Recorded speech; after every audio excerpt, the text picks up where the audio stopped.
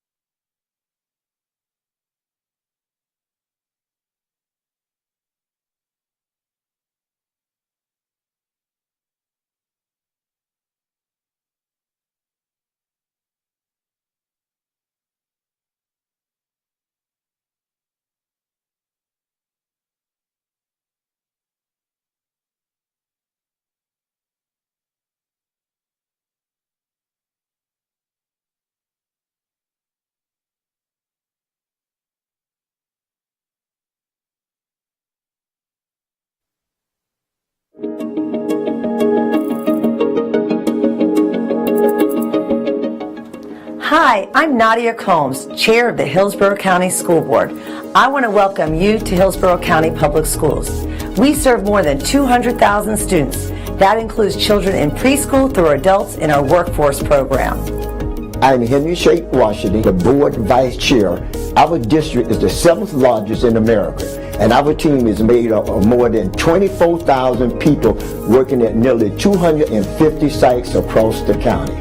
Our district is diverse and dedicated. Our board meetings are held in our board auditorium on select Tuesdays at 4 p.m. The best way to serve our students and our community is to involve you, the public, in what we do. You are welcome to email or meet with any of our board members and follow our district on social media. Board meetings are covered live by Hillsborough Schools TV on Spectrum Cable Channel 635 and Frontier Cable Channel 32. Meetings are also streamed live on our website at hillsboroughschools.org. Closed captioning is provided on all broadcasts, and past meetings are available in our online archive. We are interested in what the public has to say. We'll include time for audience comments before we address our business items. Our agenda and any supporting materials can be viewed online in advance. They're posted 7 days before each meeting on our website at hillsboroughschools.org. Our vision is preparing students for life, and that means all students, every day. Todos los estudiantes, todos los días. Thank you for your interest in education. With your help, we're making decisions that shape our community's future.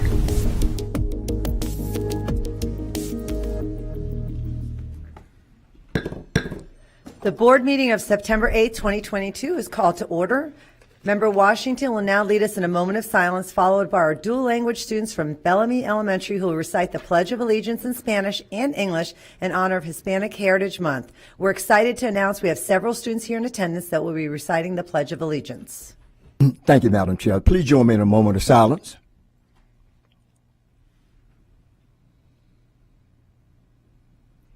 Thank you. Now please stand for the Pledge of Allegiance.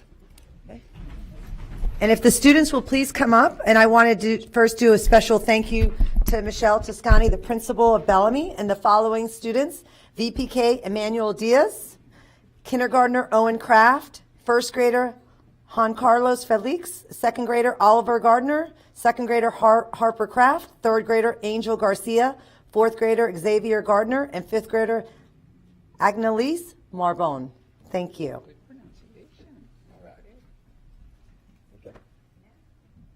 I pledge allegiance to the flag of the United States of America and to the republic for which it stands, one nation, under God, indivisible, with liberty and justice for all.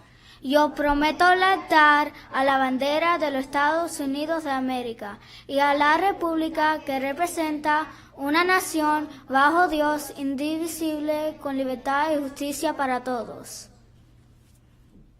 Thank you.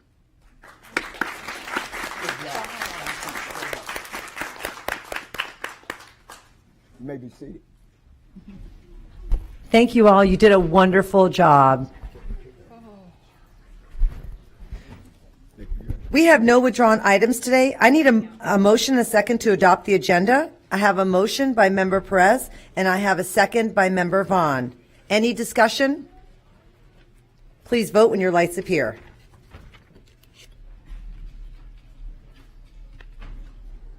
And it passes unanimously. Let the record reflect that all board members are present.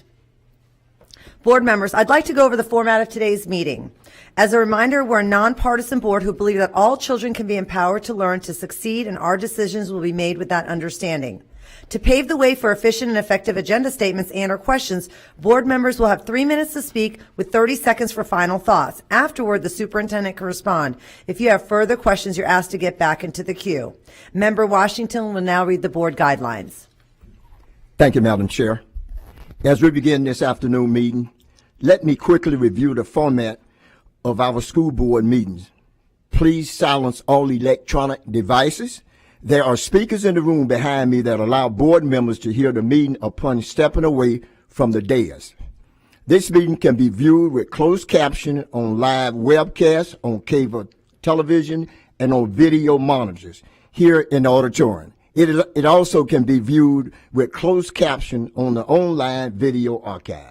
Thank you, Member Washington. We have 2 items scheduled for time certain, and that's 5:01 p.m., that's public hearing on the budget, and 6 o'clock employee input. I will now move on to public comment. The board welcomes comments from citizens and values your input to the board. In order to provide the most comprehensive response to your comments, our staff will follow up with you and will keep our board informed about the responses. Our school board respects the public's right to speak to the board, and we appreciate you taking the time to be here. However, it is requested when you address the board, comments are not directed personally against the board member or staff member, but rather directed at the issues. Any behavior intended to interrupt the orderly conduct of this meeting will not be allowed. Our civility policy is in place.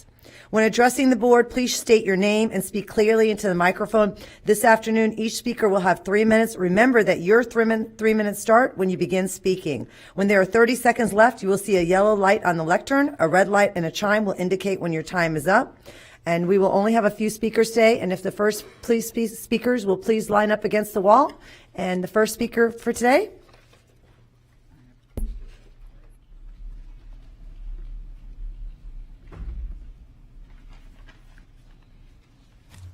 Mark Clutho, Largo.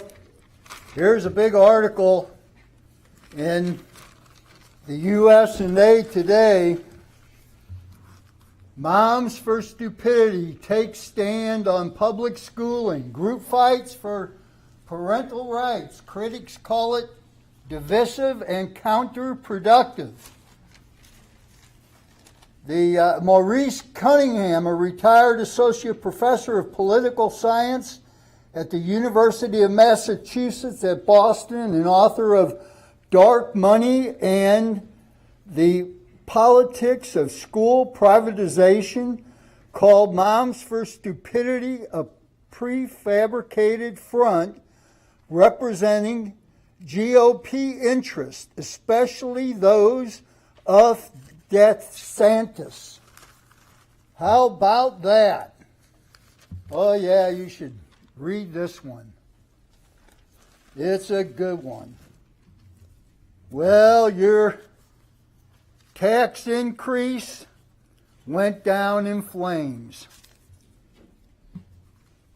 I don't know, it might have been something about all the outrageous amounts of money spent on the administrations here at the schools. Look at the headlines. UN report spells out dire consequences of climate change. CO2 level, highest in human history. And report sea rise is clear and present risk. Here's a new one. Nearly half the U.S. has endured a drought in 2022. Will it get worse? Yes, experts say. Now, you know, oh yeah, new one here. Melting Greenland ice will raise seas. Study emissions made glacier loss inevitable. Well, the word is correlation. You make stupid school buildings, ignoring science. Buildings that are unlike this. This is a template. Not what you're doing.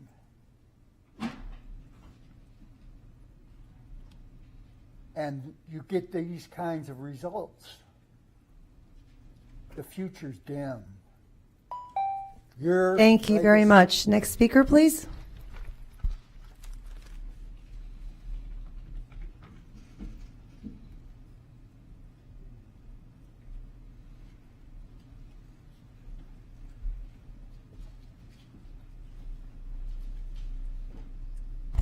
Good afternoon. My name is Julie Gephards.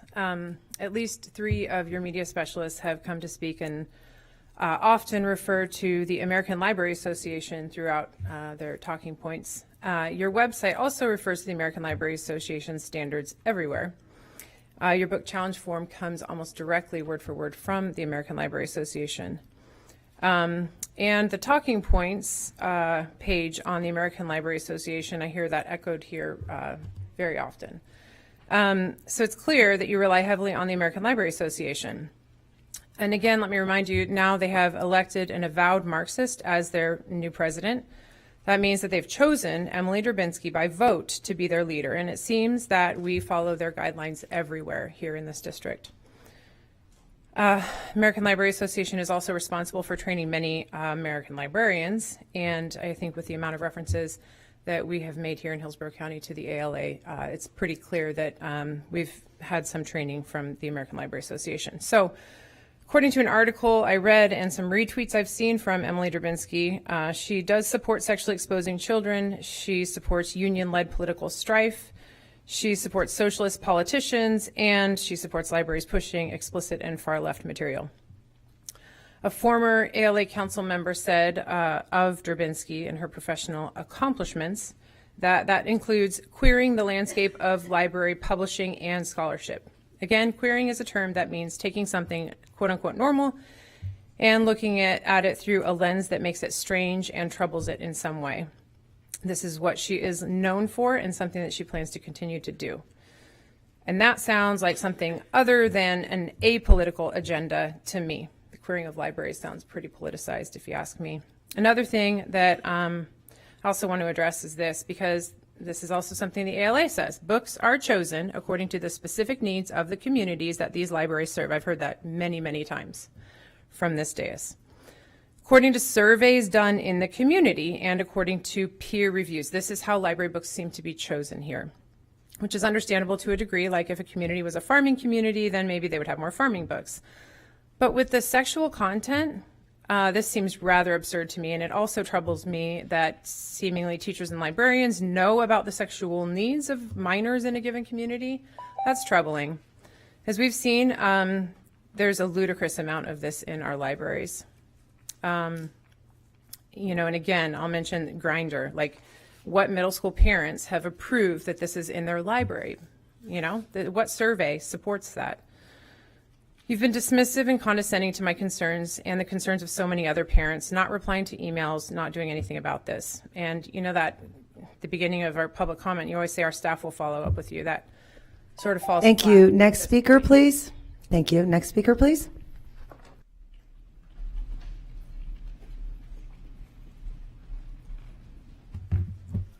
Hi, my name is Kimberly Henriquez. I'm a kindergarten teacher at Lowry Elementary, and I'm here tonight. This is a busy night for me because normally I would be going to rep council meeting, so that's why I'm here early.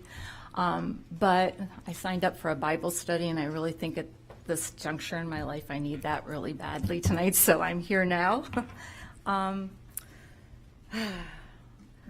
I know that the union is talking about impasse right now, and it's tough, you know. I live in Pinellas County, and I've seen that district. I've been there since 2005, and they've passed their millage, and I actually got to listen to their superintendent speak at a Listen and Learn section, because one of our former Hillsborough County principals is now over there. And he was saying how kindergartners get a special every day. I'm like, what? It was phenomenal to hear the things that they can do. So I'm glad that we're going to try to do it again. And maybe if we talk to Pinellas and Pasco and find out, like, how did they do that? That could be a good thing for us to look into. You know, I'm kind of, if I were at the meeting tonight, I would be voting for impasse. And not because, I don't know how to say this. I started out as a substitute. So when I got my first paycheck as a gen ed teacher in 1997, I could have done cartwheels because I was living on sub pay for 4 years. So I'm grateful. My father has raised me to be very frugal, so And I don't have children other than the children that I get every year.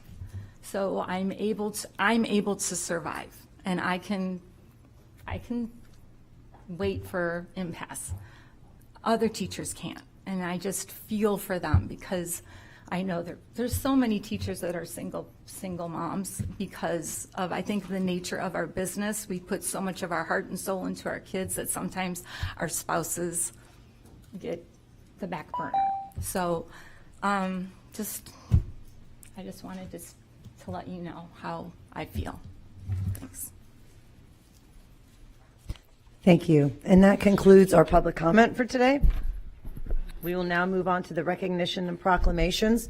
AO1, Adoption Proclamation, the Start with Hello Call to Action Week, September 19th through September 23rd in 2022. Member Vaughn will be highlighting this proclamation. Thank you, Chairwoman Combs. The Start with Hello Call to Action Week is September 19th through September 23rd. Start with Hello teaches students the skills they need to reach out and include those who may be dealing with chronic isolation and create a culture of inclusion and connectedness within their school or youth organization. Start with Hello not only benefits students, it also benefits educators, administrators, and community-based leaders and parents. The hope is through Start with Hello Week, young people will build a more connected and inclusive classroom, school, and community. Start with Hello Week has started with the Sandy Hook shooting and is part of the Sandy Hook promise to make our communities safer and to encourage schools and communities to unite in action to prevent youth violence and promote a strong school culture. Thank you, Member Vaughn. I need a motion and a second to approve the Start with Hello Call to Action Week, September 19th through September 23rd. I have a motion by Member Perez and I have a second by Member Vaughn. Any discussion?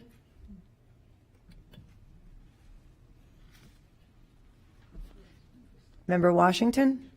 Oh, I'm sorry. Member Perez? As we see the dynamics right now with our students and being able to tighten up the school culture to have the support within each other, this Start with Hello is incredible to form a bond, with our students, especially when the culture of bullying is so high.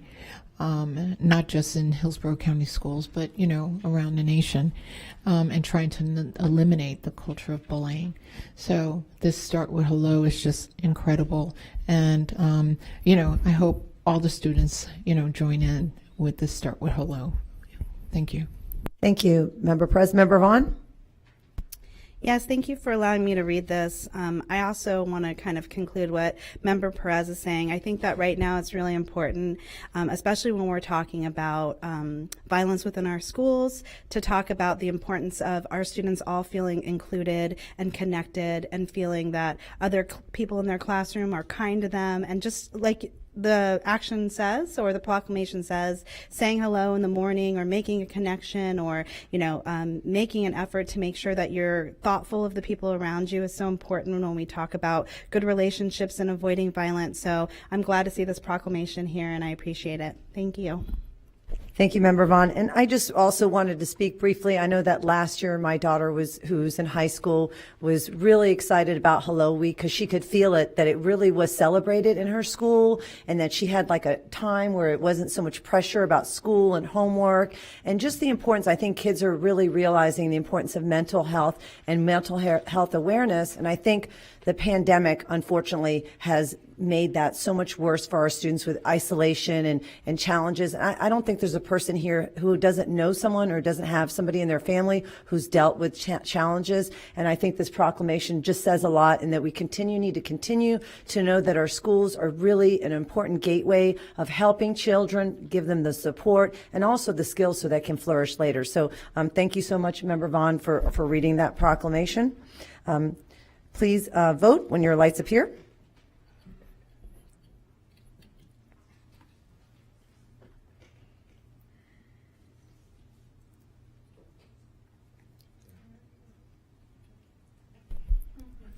And it passes unanimously. AO2, adoption of proclamation National Hispanic Heritage Month, September 15th through October 15th, 2022. Member Perez will be highlighting this proclamation. Thank you, Madam Chair. Hispanic Heritage Month is celebrated district-wide for September 15th through October 15th to recognize the valuable contributions Hispanic Americans and their ancestors have made to our growth, vitality, and culture. Hillsborough County Public Schools has a long and significant history that has greatly enriched by the achievements of Hispanic Americans. Our schools celebrate this month in so many beautiful and meaningful ways, including engaging lessons, cultural events, and performances.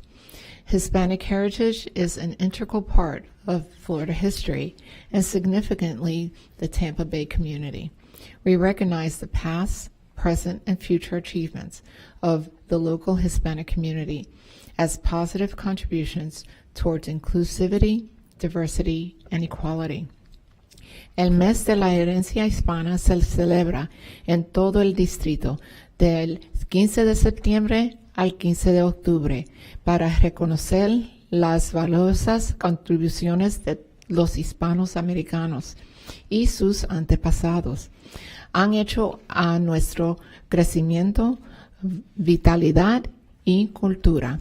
Las escuelas públicas del condado de Hillsborough tienen una larga historia que se han enriquecido enforzamente con los logros de los hispanos americanos.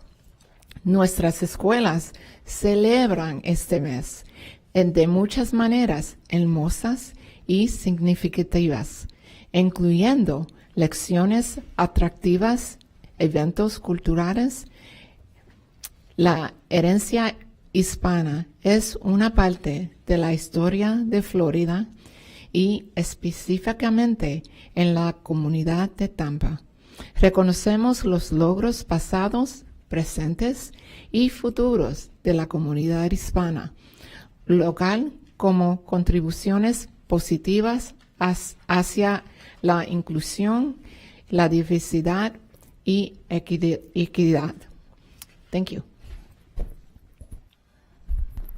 Thank you, Member Perez. I need a motion and a second to approve National Hispanic Heritage Month, September 15th through October 15th, 2022.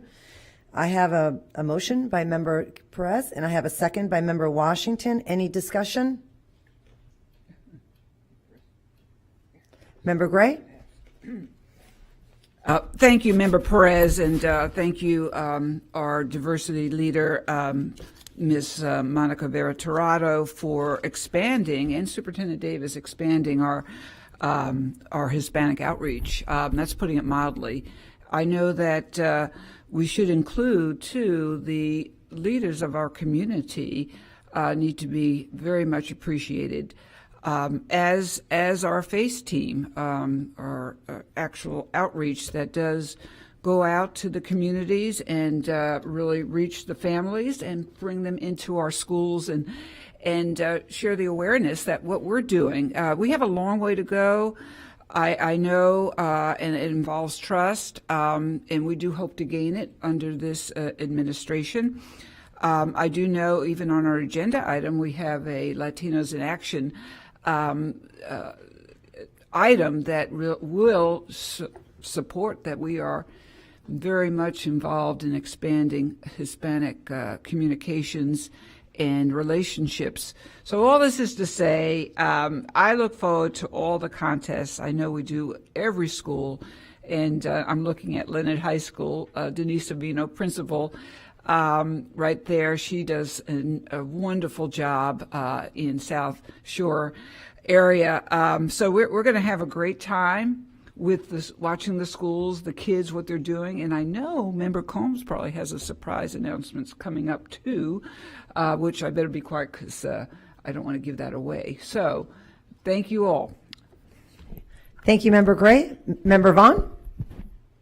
Thank you. Thank you, Member Perez, for reading that and also reading it in Spanish. That was very beautiful.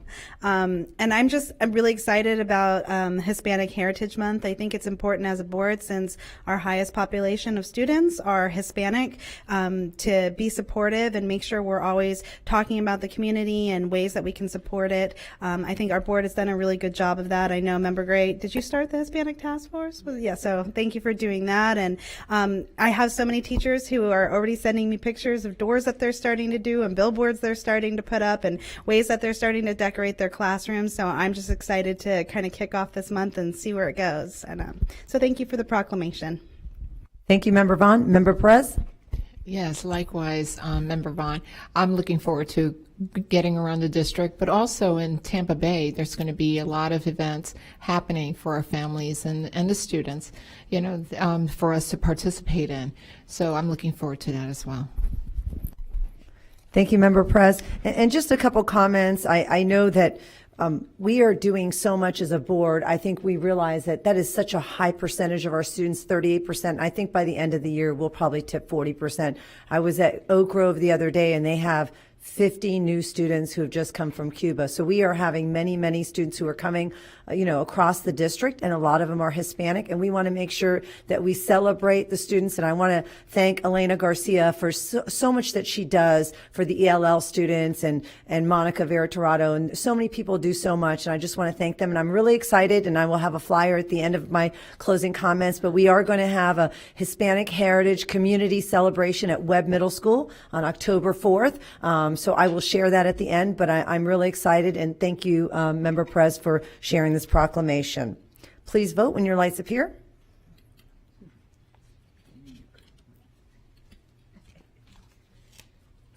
And it passes unanimously. AO3, Adoption Proclamation, American Founders Month and Celebrate Freedom Week in Florida, September 1st, 2022 through September 30th, 2022. Member Snively will be highlighting this proclamation. Thank you, Madam Chair. In recognition of the contributions of the founders of the United States, September has been designated by the Florida Legislature as American Founders Month, a month when public schools are encouraged to coordinate instruction at all grade levels related to the nation's founding fathers. September 17th is Constitution Day, a day that commemorates the signing of the United States Constitution in 1787. The last full week of September is known as Celebrate Freedom Week, to recognize the sacrifices made for our nation's great freedoms and timeless truths. And of course, September 11th is designated as Patriot Day, the day the American public endured the worst terrorist attack on the United States. It's hard to believe this Sunday will be 21 years since that attack on our country. We continue to pray for and pay tribute to those who lost their lives in those attacks, their family members, and those who rose in service. Thank you, Member Snively. I need a motion and a second to approve American Founders Month and Celebrate Freedom Week in Florida, September 1st, 2022 through September 30th, 2022. I have a motion by Member Snively, and I have a second by Member Gray. Any discussion?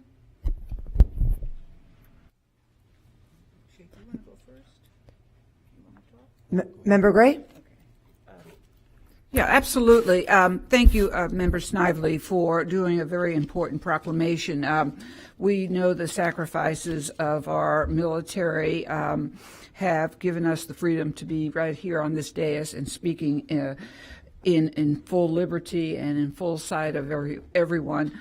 We also are reminded, as a former civics teacher, I used to have you had to memorize the preamble to the Constitution, the Bill of Rights, the Declaration of Independence, and a lot of those tenets.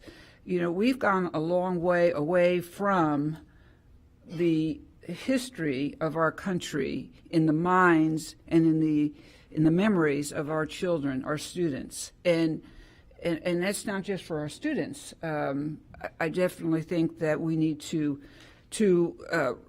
look again at what we're sharing in terms of for our teachers in government classes, political science, be it AP, be it regular, but we need to really reinstill the feeling of patriotism and our Americanism more and more, and again, because of the military, the troops, and all what they did, I was able to say such things right now, today, in that vein. Thank you. Thank you, Member Gray. Please vote when your lights appear. Oh, Member Snively, I'm sorry. It wasn't up before. Member Snively, go ahead. Thank you, Madam Chair. So, well, to echo some of the sentiments of Member Gray, you know, we are just so appreciative. Our community has probably a larger amount of military families than most communities have. And so this proclamation really is important to recognize all of the contributions that our military personnel, like Mr. Washington, all of our veterans, all of our servicemen and women have made to protect our freedoms, to protect our country.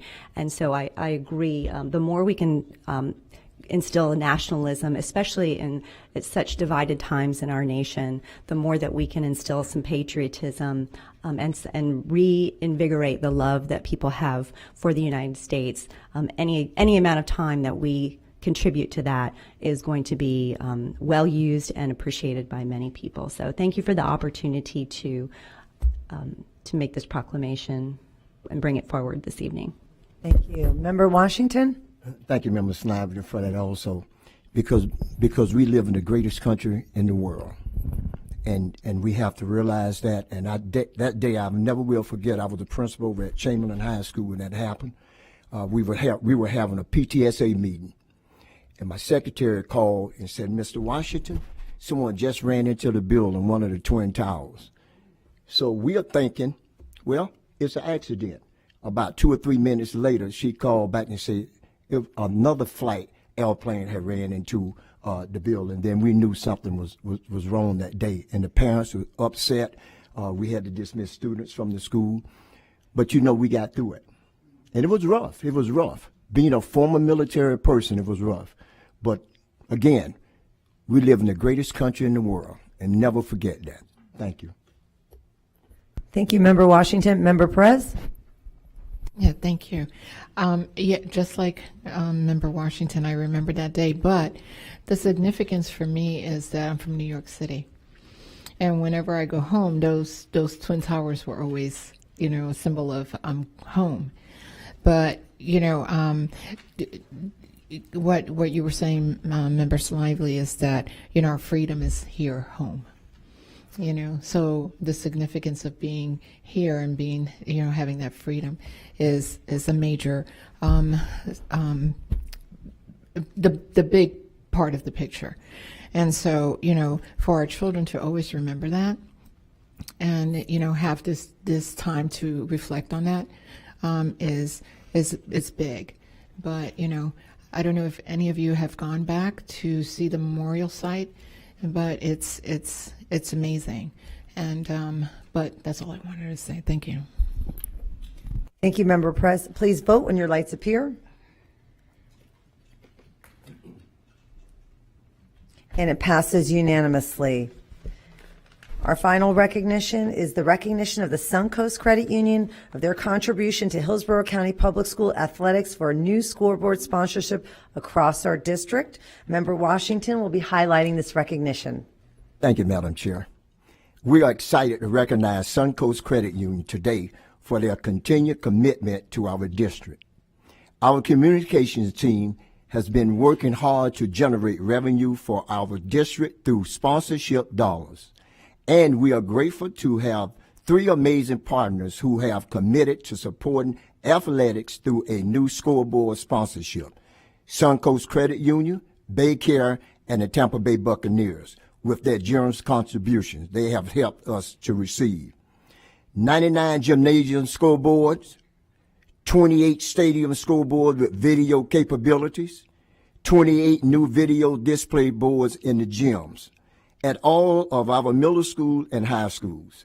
This is the first time in 20 years we have been able to upgrade our scoreboard to full operational scoreboards with current technology for all our student athletes.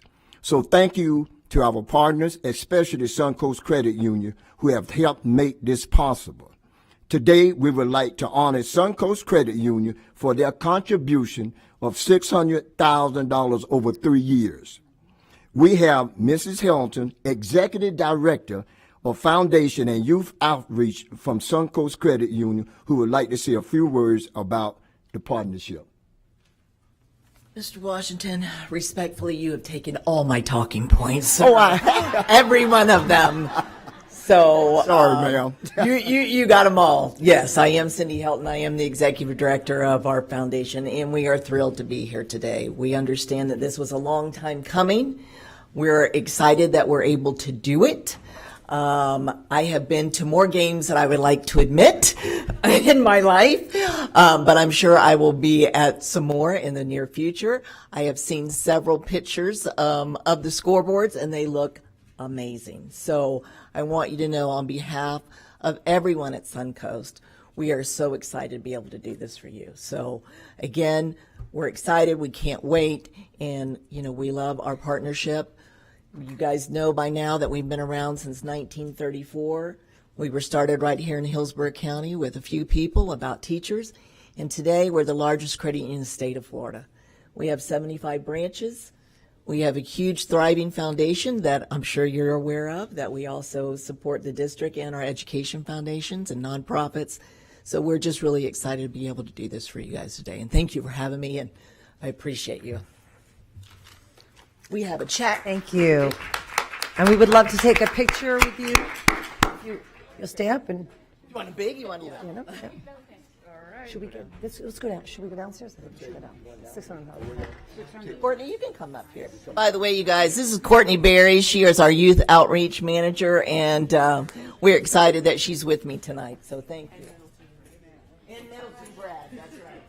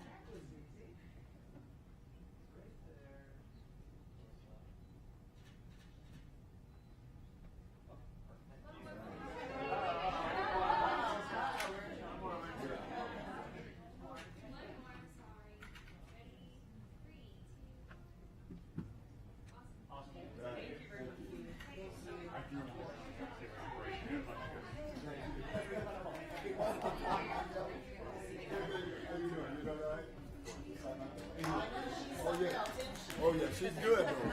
Oh, okay.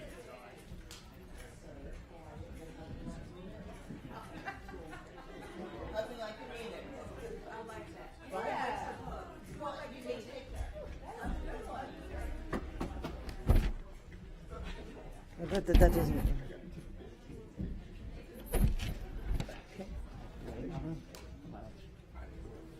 We'll see. Oh, sorry.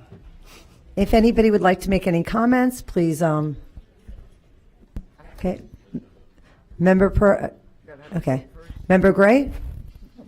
Oh, no, that's right. It's recognition. Well, don't go too far. We have on our in the dais on the screen, Cindy, we have, we believe all children can be empowered to learn to succeed. So when you give such a healthy amount to athleticism, what you're really giving, of course you know this, is to our students and to their well-being. And what it says to me, you and your organization, and many of you are sitting there, you're emblematic of what really matters to us as a school board, but really you're student-centered. And I see that thread and that commonality throughout everything, that every time you come up and give. So a big thank you for reinforcing why we're here. Thank you very much. Thank you. Member Vaughn? Yes, I'll keep my comments brief. I just want to say thank you for all of your support. I have had my Suncoast account since I was in the classroom, and it's served me well, and I appreciate it. So I just want to say thank you for your support and for all you do for education. And that's it. Thank you. Thank you. Member Washington? I'm sorry I took you talking points. But I just wanted to say thank you all for everything you do for Hillsborough County Public Schools. And I've been a member there for about 40 years, I guess, for a long time. Oh, 45. Oh, okay. Thank you. Wow, congratulations there. Congratulations. But anyway, no. But anyway, thank you for all that you do, for all that y'all do for Hillsborough County Public Schools and the community. Not only the school system, but the community. Thank you.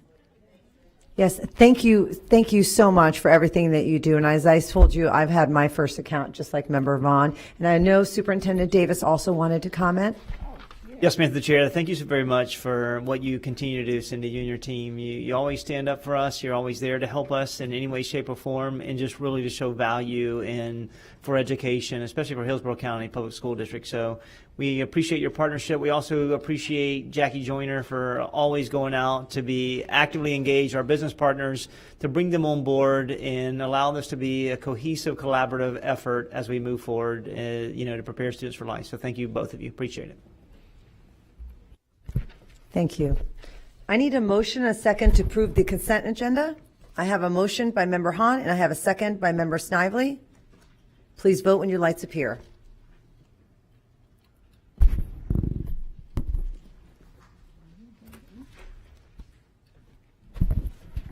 And the consent agenda passes unanimously. I will now call on Superintendent Davis to highlight our administrative appointment. Yes, ma'am, the chair. Tonight we have one administrative appointment. We had a recent, individual that moved to the private sector, which opened up Turkey Creek Middle School. So we have a new leader that has been in Hillsborough County, is from a family of educators. And sorry, Jacqueline, you have to get up and come on, make the walk like everyone else. You got to make the walk. And we make everyone, so this individual has, been in Hillsborough County for a number of years, started out as a third grade teacher at Jackson Elementary School in Plant City, then transitioned to be a reading teacher in Strawberry Crest, did a reading in Durant as well, and then 2016 took on the role as an assistant principal at Wharton High School, and then 2019 took on the role as assistant principal at Steinbrenner. So now this individual, we are trying to save her for times like this. I'm sorry to embarrass her. Her mom is the principal at Leonard, Dr. Savino as well, an awesome leader. But we want to welcome you. Congratulations, you family of educators. You're born to do this. Everyone in this room is here to help you, support you. Congratulations. You are the new principal at Turkey Creek Middle School, which she attended, so she gets a chance to come back home. So congratulations and welcome. Thank you.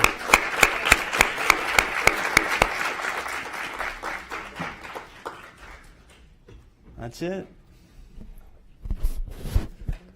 Congratulations. Okay, I will now move on to the discussion agenda. 503 graduation dates from 2022-2023 school year. Superintendent Davis will highlight this item. Yes, ma'am, the chair. This is bringing to the board to acknowledge graduation dates so we can inform the community, go ahead and establish this relationship we have with the Florida State Fairgrounds Expo Center, so that we can go ahead and solidify dates and times. So graduation season will start on May 16th, and then journey and transition to June the 1st. And this will be for 28 high schools, 9 adult education, 3 technical schools, and also 4 career centers in our virtual school as well. So this is just to get the board to approve so we can start engaging the community, so our families and our schools can continue and be prepared for these upcoming dates. Thank you, Superintendent Davis. I need a motion and a second to approve item 5C503. I have a motion by Member Washington, and I have a second by Member Gray. Member Vaughn and Member Snively, you pulled this item. Do you have any questions or comments? Thank you. Thank you, Madam Chair. Member Snively? Yep. Yeah, thank you. Looking at the presented schedule, I think that some concerns from parents are going to be had with some of the dates on the graduation, and it would probably warrant a good explanation for the rationale, because the last day of school is before the Memorial Day holiday, is the 26th of May, as far as I can see, yet the graduations go through to the next Tuesday, Wednesday, and Thursday. So could you kind of explain the rationale for, I think in the past, and I'm going to dust off my memory here, we pretty much finished by Memorial Day every year, and I think you're going to have some very unhappy parents with going past Memorial Day when the last day of school. When's the last day for seniors that year? Because usually the last day for seniors does happen a little earlier than the last day of school. It's usually a week earlier. So we're not starting graduation ceremonies until the 24th, is that correct? Through the chair, yes, ma'am. Well, we start some ESE centers, but we will transition to starting the 24th. This is all through the chair. This is all about availability. If something comes open and we can expedite and push this, we'll bring it back to the board, and we'll try to get that done sooner than later. But right now, this is about availability and our partnership with the fairgrounds. Okay, I would highly recommend that if there's a way to go back and renegotiate, or even consider, because there are some ceremonies we have had at different locations. And so, for example, the career centers, we've had that at the Strawberry Festival Fairground building. So there are other places that we could potentially have ceremonies if they can hold the amount of people that would be the requirement for that particular graduating class, especially if it's a smaller class or a smaller group of people. So I just think you're going to have quite a bit of pushback on some of these. And the other question that people might have is, and I get this all the time every year, how is the order decided by the school district, as far as why does Blake go on Friday and why does Sumner go on Saturday and why does King go on Sunday? Yeah, I think through the chair, it's definitely a rotating basis for they have a schedule and they start to transition up and rotate it. I think, Mr. Washington, what did you say, sir? Yes, I used to I think I'm just talking here. That's okay, sir. So yes, I used to be on a committee, and what we do, we have a rotating basis. So at the top, you go down to the bottom, then they move up, they keep moving up. So it's a bit of a rotation and somewhat random, and yes, ma'am. So Yes, not ma'am. you're not always going to have Plant High School graduating on Thursday at 8:30 a.m. Right. And through the chair, also it's about making certain that principals are involved with the selection of this date as well. And then when we look at the calendar, the last day for seniors is the 24th on Wednesday, and this is all about making certain that we have proper instructional minutes that we are meeting for the guidelines by the state of Florida. So we'll continue to look if there's any way to look at a different venue. We'll inform the board and look at enrollment and determine if that's an option. If it's not too cost prohibitive, because I know we do get a deal with the fairgrounds for doing all the ceremonies there, and it would be very challenging to do more than 4 in a day at the fairgrounds. But if there's another, if it could be shuffled to where another location could be utilized, perhaps that would suffice in some situations so that we could get everything in before the Memorial Day weekend. Yes, ma'am. Okay, thank you. Thank you, Member Snively. Member Vaughn? Thank you, Madam Chair. I pull these because I want parents to know that we've made them available to be able to review them, because every year I have parents at the end of the year who are trying to figure out and plan things around and figure out when their graduation is. But I appreciate the conversation on that. I agree I'm going to have a lot of parents who are probably frustrated that things are happening so late in the year. So I think it's a good opportunity to discuss it and see if there's any options as far as making it earlier. But just general, I think it's important to pull and highlight these items that are informative to parents in general, to know that we did talk about them and get them on the radar for people who want to make plans for this early. So thank you. Thank you, Member Vaughn. Please vote when your lights appear.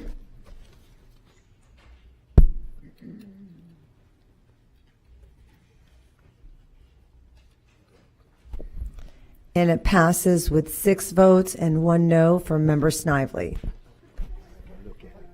505, Agreement for Technical Services with the Center of Educational Leadership for Good to Great Professional Learning Community, sole source purchase. Superintendent Davis will highlight this item. Yes, ma'am. This is an opportunity to be able to identify principals and APs in a small cohort of 30 leaders to be able to move and make certain that we provide ongoing professional development to let them know and inspire them to realize that their career in education and their future is limitless. So being able to transition and partner with the University of Washington Center of Educational Leadership, they do some really profound work related to being able to strengthen leaders' aspects of observations, being able to provide continued actionable feedback based on analytics, being able to strengthen the culture, and then also being able to look at evidence-based have evidence-based conversations through the lens of instruction. So, we will look and identify principals and assistant principals who aspire to continue to move from good to great, and being able to work with our regional superintendents and our chiefs in order to create a cohort to be able to move forward. This will be purchased out of Title II. This is all about professional development. So this will be additional professional development that principals have time and willing to take on, and being able to have that selection process. And not only will it be three institutes they'll have to attend, but they also will have learning walks with professionals from the University of Washington and our team members as well, in order to create common language and structures to be able to improve their practice. Thank you, Superintendent Davis. I need a motion and a second to approve item C505. I have a motion by Member Bray, and I have a second by Member Perez. Member Vaughn, you pulled this item. Do you have any questions or comments? Yes, thank you, Madam Chair. How will we identify, or how will people apply for? What's the selection process for the cohorts? Yes, ma'am. So right now, what's going to be identified by interest, those who think they really have the time. We have new best standards. We have new content curriculum. So those individuals who aspire to be able to transition to improve their craft. And then from that process, being able to have regional superintendents involved through conversations, interview process, and chiefs in order to recommend individuals that will transition into this cohort. Okay, so how are we going to allow the principals to know that this opportunity exists? How are we going to get the information out there so if they're interested, they're going to be able to apply? What's the process going to be to get this in front of them so they know about this? Yes, ma'am. As soon as this is approved this evening, we'll get it out as soon as we can to be able to link the application process, rationale, time constraints, overall expected outcomes, and just to show the value of being able to be actively involved in another professional learning cohort. So we'll send that out through communication, and also we'll be able to articulate that through our principal meetings that we have continuous with our leaders. So if one was interested, there's an application that they apply, they send that back in. How long is the notification? How long are we expecting for the notification process before they know whether or not they've been accepted into the cohort? Yeah, so it'll be a couple of weeks at minimum of 2 weeks to be able for them to be able to ask questions, review the content, and to be able to determine whether or not they have the time, efforts, and willingness to be able to be involved. And so this is a 1 year kind of agreement that we're making into them. And my only request would be if this is something that comes back next year, I saw here that there were a lot of quotes from people who have attended this, but I would love to get some feedback from the cohort that goes through this program, what they found useful, and some quotes from people who have actually attended it, or some kind of survey information going forward. That's it. Thank you. Thank you, Member Vaughn. Please vote when your lights appear.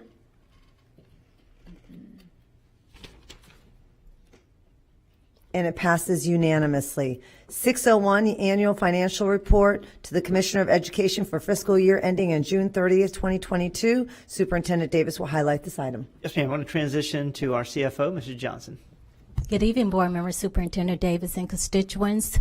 We'll have a brief presentation from Stephanie Heating, who's our General Manager of the county, on the annual financial report. And 6.02 should not be on here as a budget amendment. I don't know if we could withdraw it now, but we will be doing the final public hearing on the millage rate and budget for fiscal year 22-23. Okay, thank you. We will do 601, and then we can see if we're going to withdraw 602. Okay, thank you. Ms. Heaton? Thank you. So the annual financial report is due by statute to Department of Education no later than September 11th after the board approval. It consists of unaudited financial data, which is revenue detailed by federal, state, and local sources, and expenditures detailed by function, which is the purpose of the spend, and object, which was what was purchased. It's highly organized by the fund type for general operating fund, special revenue fund, debt services fund, capital improvement funds, and internal services. The annual financial report is really in two sections. The ESE 145 that contains the management discussion and analysis that serves as the introduction. The statement of net position was similar to a balance sheet, and the statement of activities, which is similar to an income statement. And it also includes footnote disclosures to the financial statements. The ESE 348 is fund financial statements, and it also includes comparative spending data that constituents can use to compare other school districts across the state of Florida. Highlights for fiscal year 2022 was a net position increased, and this increase was primarily due to our decrease in the long-term liability for the Florida pension plan, Florida Retirement Pension Plan. And the fund financial statements, we had an increase in the general operating fund by $38.6 million, and that was attributed to following the fiscal recovery plan and moving allowable expenditures to restricted resources. Okay, thank you, Ms. Heaton. Thank you. Member Gray, I need a motion and a second to approve item C601. I have a motion by Member Gray, and I have a second by Member Hahn. Member Gray, you pulled this item. Do you have any questions or comments? Thank you, Madam Chair. I had just two questions I wanted to highlight. I believe we had KPMG, and now we're replacing it with Call, Riggs, and Ingram. Is that correct? So KPMG was replaced. The new auditing firm is MSL, and they're actually starting. But for the first time, thank you for bringing that up, for the first time this year, we have actually hired a consulting, or a CPA firm rather, Carr, Riggs, and Ingram, to prepare the financial statements. And that is basically to ensure transparent and constituent confidence. So they'll be prepared. They're actually being prepared right now by a CPA firm, and they'll be audited by an external CPA firm. So those who doubt our financial revenues, if there are doubters, we now have an independent one. In preparation and in audit, yes. Okay. And are they familiar with the Florida school districts, this new auditing? Yes, they, Carr, Riggs, and Ingram, who prepare the financial statements, have 18 engagements across Florida school districts, Pinellas, Pasco, Florida Virtual Schools, Okaloosa, St. John's, just to name a few. Okay, well, that's a good thing. And Stephanie, when you talk about, and the good news is the fund balance increased to $39 million, and I know we moved expenditures around and to other restricted resources. How much was moved totally, and to which restricted resources did we move? Thank you. We moved to ESSER 2, $10.8 million, and ESSER 3, $56.8 million. What was the 56.8 to ESSER 2. Okay. And what were the restricted resources? Those were the restricted. Those were the only two? Okay. Thank you. Thank you so much. Great job. Thank you, Member Gray. Please vote when your lights appear.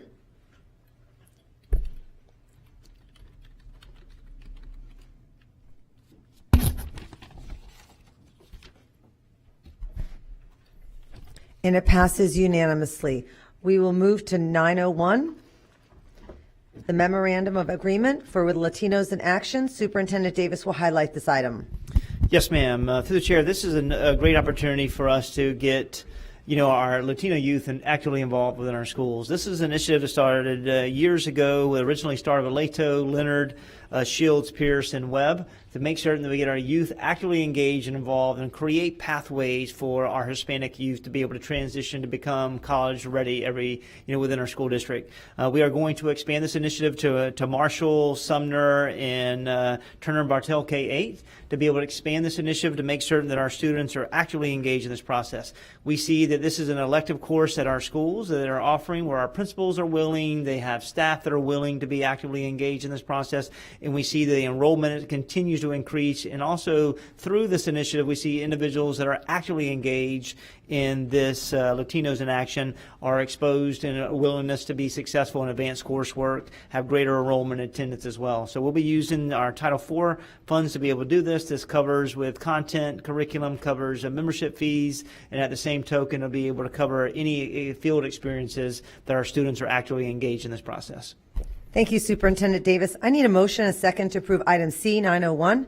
I have a motion by Member Hahn, and I have a second by Member Washington. Member Gray and I pulled this item.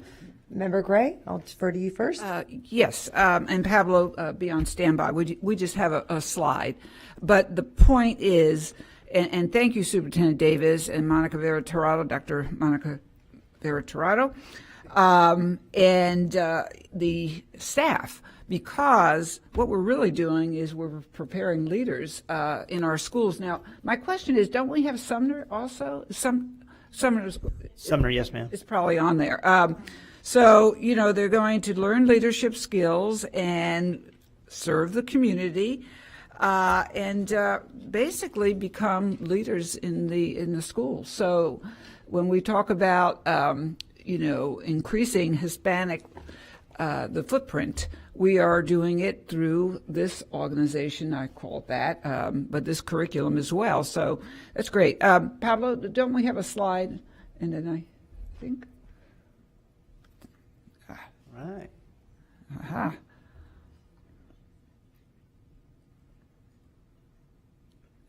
So I would, not having a narrator, and I don't want to overspeak, but I believe these are actual examples of Latinos in action.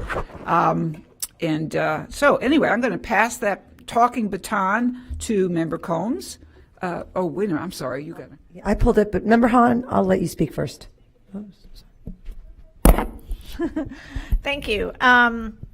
Just some questions. One is, how many students have been served through this program, and what is the expectation, just to get a sense of how many of our students are being exposed to this program? At this point, we're approximately 300 across the district. Could be a little bit higher than that, though. And do you have, adding these new schools, do you have like a target goal you want to get to for number of students served? Not so much the number of students.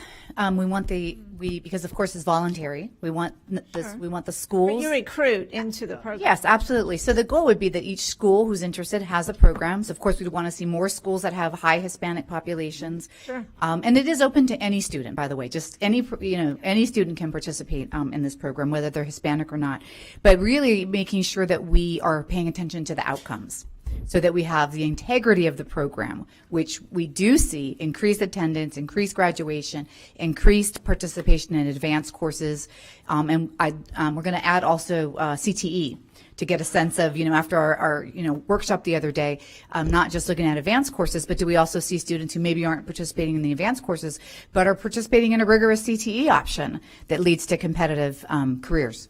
Yeah, so that leads me into my next question. I would like, though, for you all to set some goals around, some goals around how many students you'd like to see recruited. If you're recruiting, then maybe have a goal. We'd love to get to 600 this year, or 800, or because I would like to, I'm goal-oriented. What can I tell you?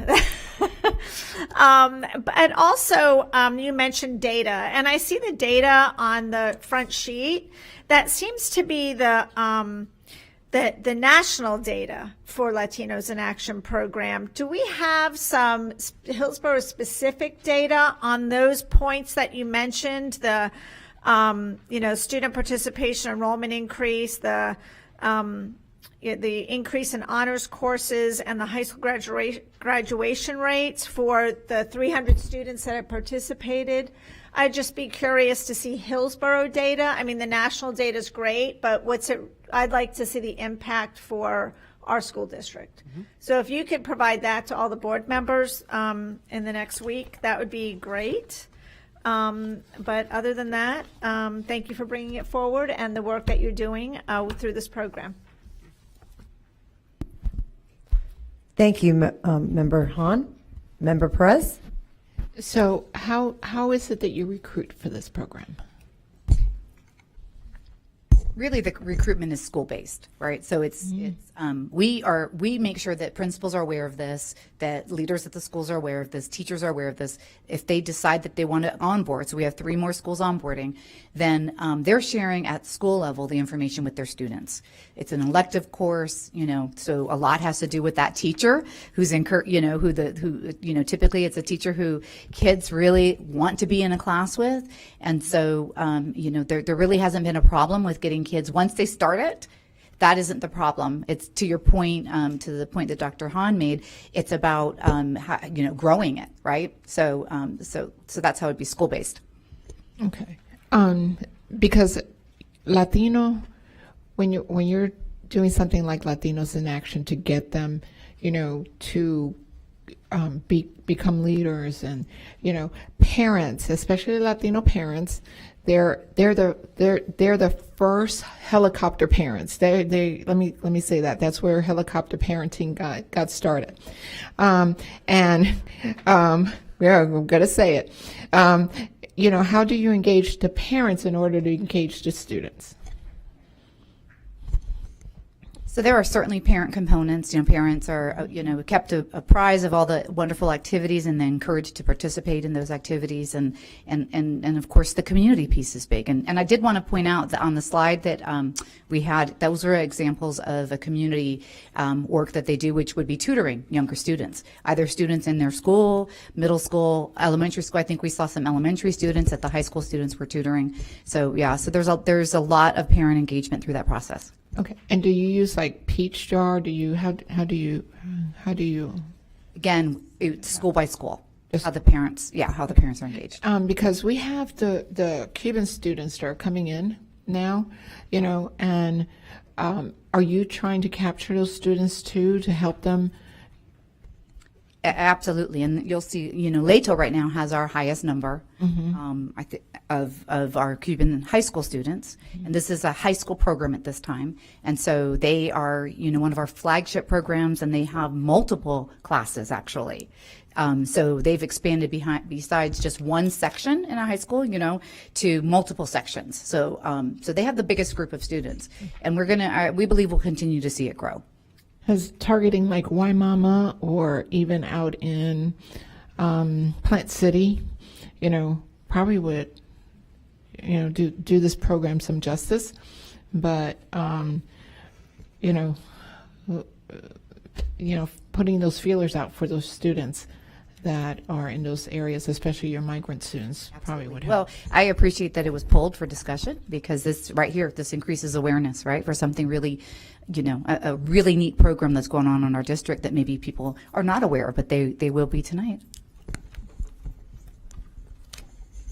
Thank you, Member Perez. And I just wanted to make a couple comments, because a lot of the Latinos in Action group have started in District 1 and have been there for a long time at Pierce, Webb, Leto.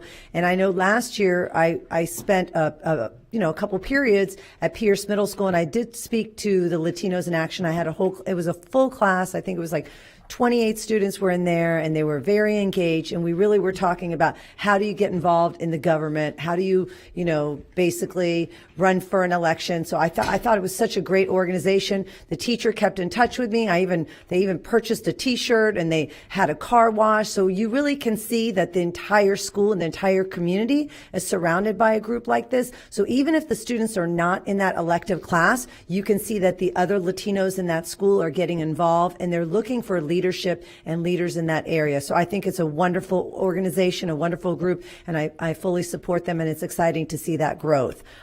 Member Hahn?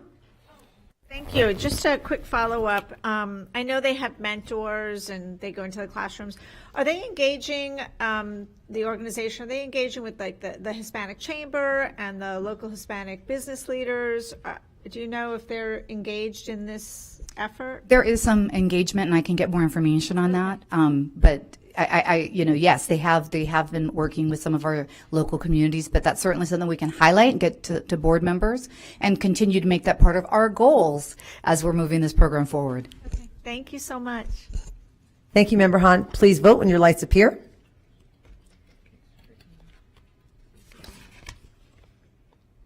And it passes unanimously. We will now begin our final public hearing on the millage rates and budget for the 2022-2023 fiscal year. We will now close the regular school board meeting and open with the final public hearing for the millage rates and budget for fiscal year 2022-2023. Ms. Garcia. Good evening, board members. General Manager Susan Garcia will be doing a brief presentation going over the adopted budget and the final hearing for the millage rate. Good evening. The Truth in Millage Law was enacted in 1980, and the detailed requirements are in Section 200 of Florida statutes. This year, the required local effort is going to be 3.2390. If the school district did not levy the required local effort, we would lose $955.1 million in state funding and $491.8 million in local funding. The discretionary millage of 0.7480 generates $113 million, and the capital outlay millage generates of 1.500 generates $227.7 million. The general fund was built in the following manners. The base student allocation increased by $214.49 from $4,372 to $4,587. The fund balance is calculated at the end of the year after the closing of the financial statements and included moving eligible expenditures to ESSERS 2, 3, and capital transfers. The revenue sources are state sources, of which the majority is of FEFP, the categorical allocations, workforce development, and other miscellaneous state grants. The local sources, the majority is property taxes, also includes fee-based programs, investment income, and other miscellaneous local sources. The federal sources in our budget is federal impact aid, ROTC, and Medicaid. The expenditure assumptions, the FRS rate increased to the 1.9% for regular class, and this cost is contingent on the number of employees that we have in the system at the time. The healthcare cost increased by 6.1%, and this was for the period of January 23 to June 23, and that's also depends on the number of employees that participate in our healthcare programs. Utility costs increased by $5.5 million, and the cost of the minimum wage increased to $15 an hour for the general fund was $14.4 million. The general fund budget without charter schools of $301.5 million predicts that we are going to have $1.637 billion in revenue and $1.621 billion in expenditures, which is going to leave us a projected surplus of $16.8 million. The projected fund balance for next fiscal year is $202.9 million, which is a 12% of our operating revenue, and it's an unrestricted 8.7% of operating revenue. We started the year with $241 million in cash, and as you can see, it decreases through the month of October. In November, we start trickling in our property tax dollars, so the cash increases. In December, the majority of dollars are received, and after that, you can see it starts decreasing as the expenditures catch up with the revenue.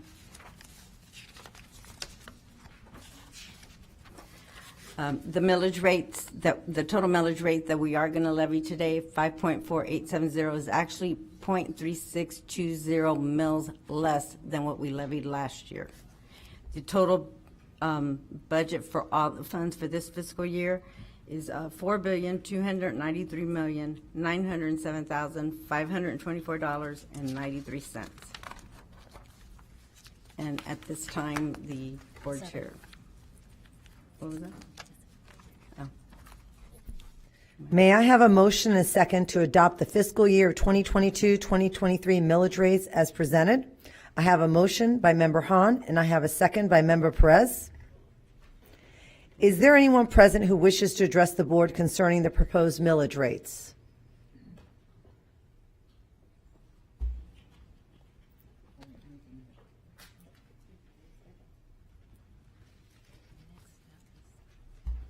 Should I already do this? Okay. Please state your name. Thank you. Mark Lutho Largo. You people don't know what time certain means, do you? Yeah, well,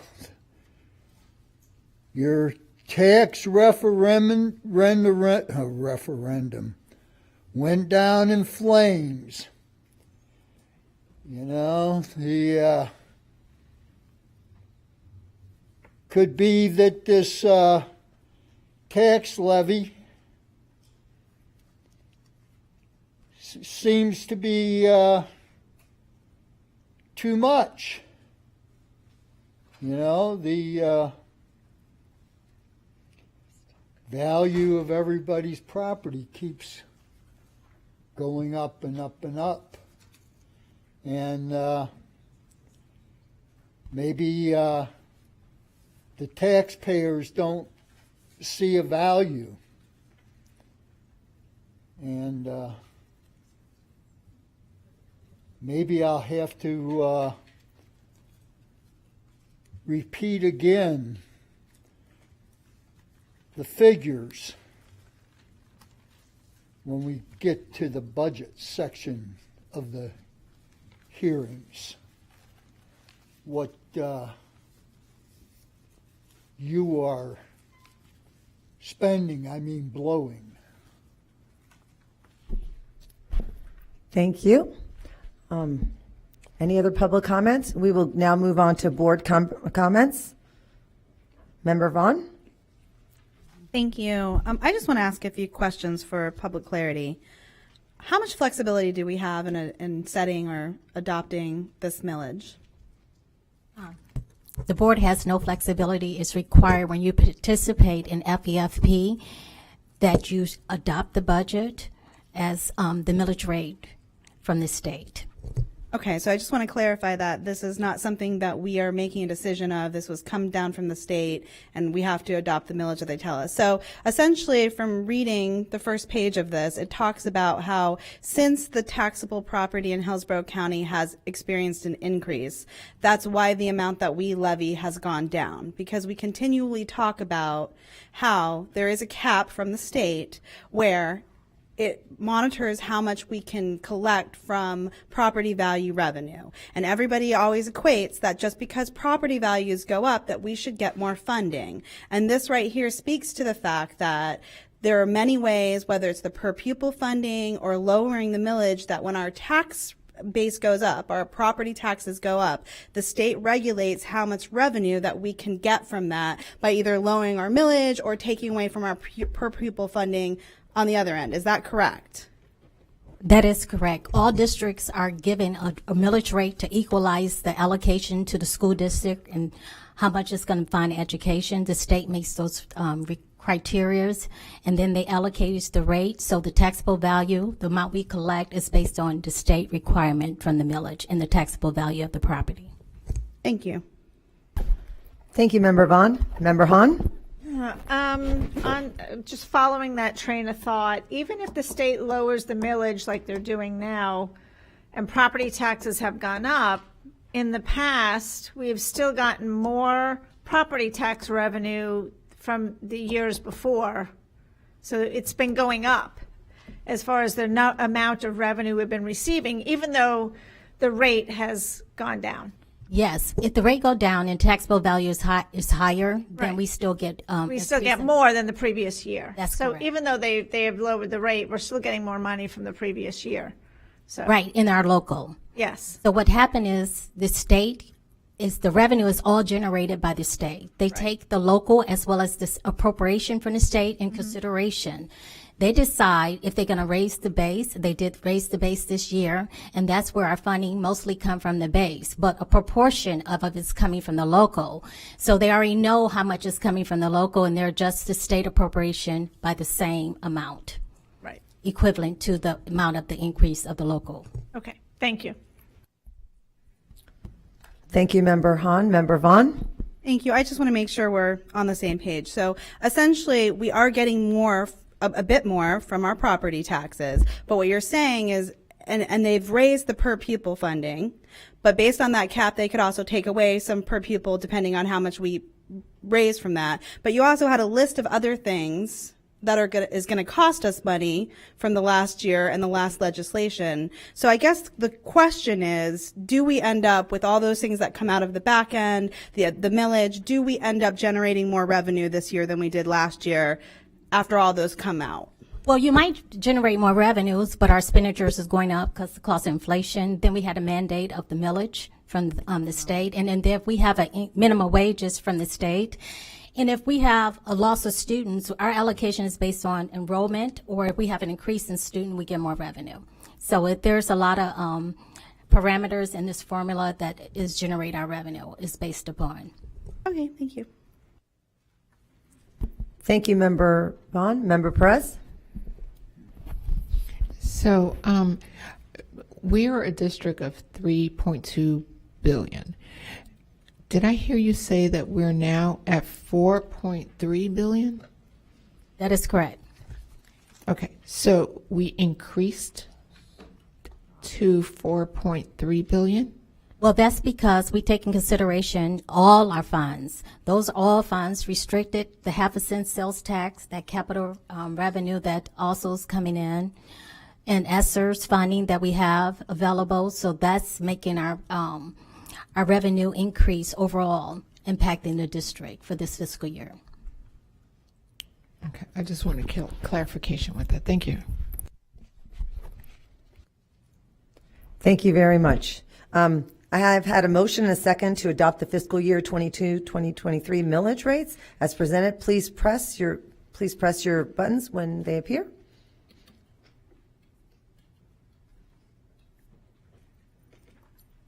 And it passes unanimously.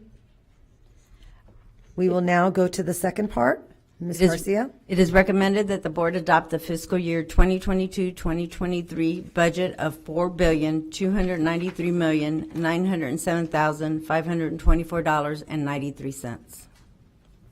Thank you. May I have a motion and a second to approve the fiscal year of 2022-2023 budget? I have a motion by Member Hahn. I have a second by Member Washington. Is there anyone present who wishes to address the board concerning the fiscal year of 2022-2023 budget?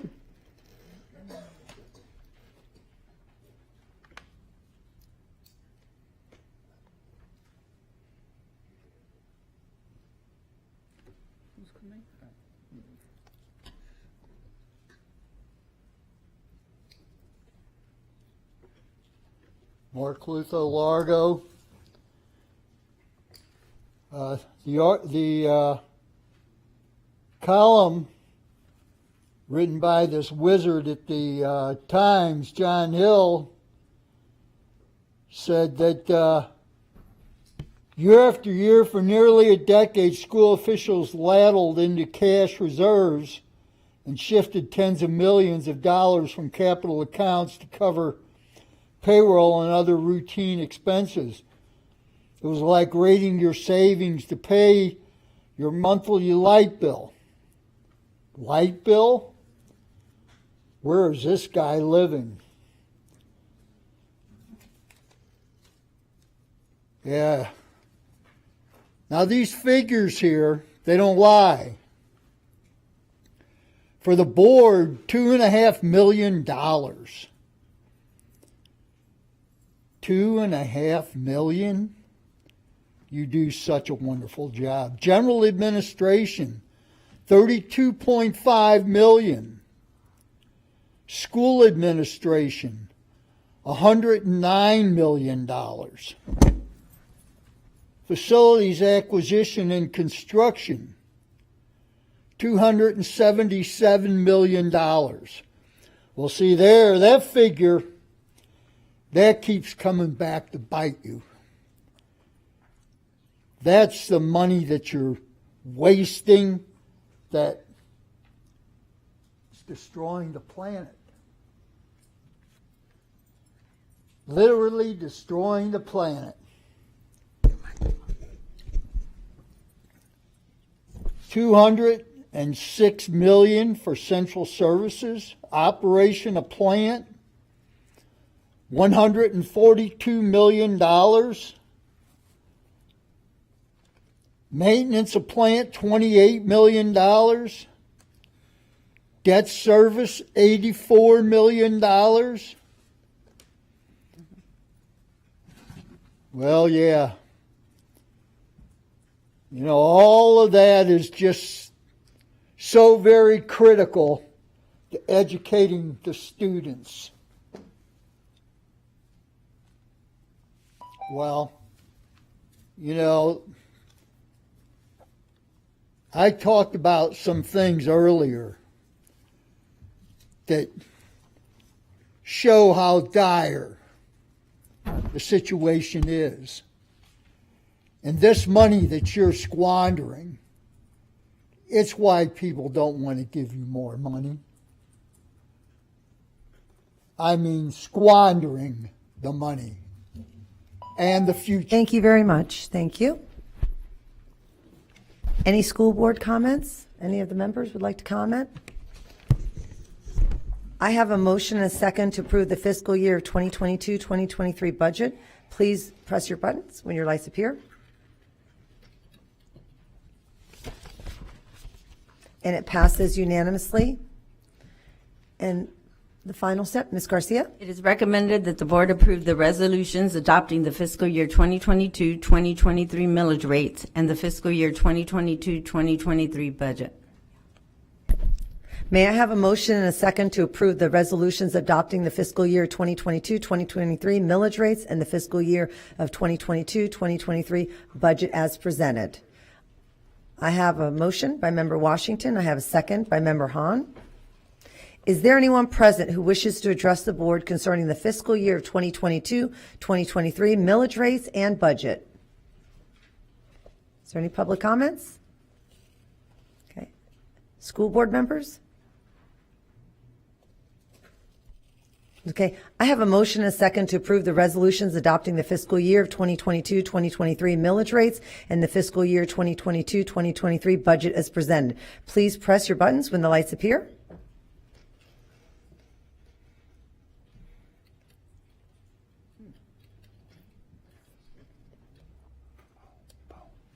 And it passes unanimously. We will now adjourn the final public hearing on the fiscal year of 2022-2023 millage rates and the fiscal year of 2022-2023 budget and reconvene the regular school board meeting. Thank you.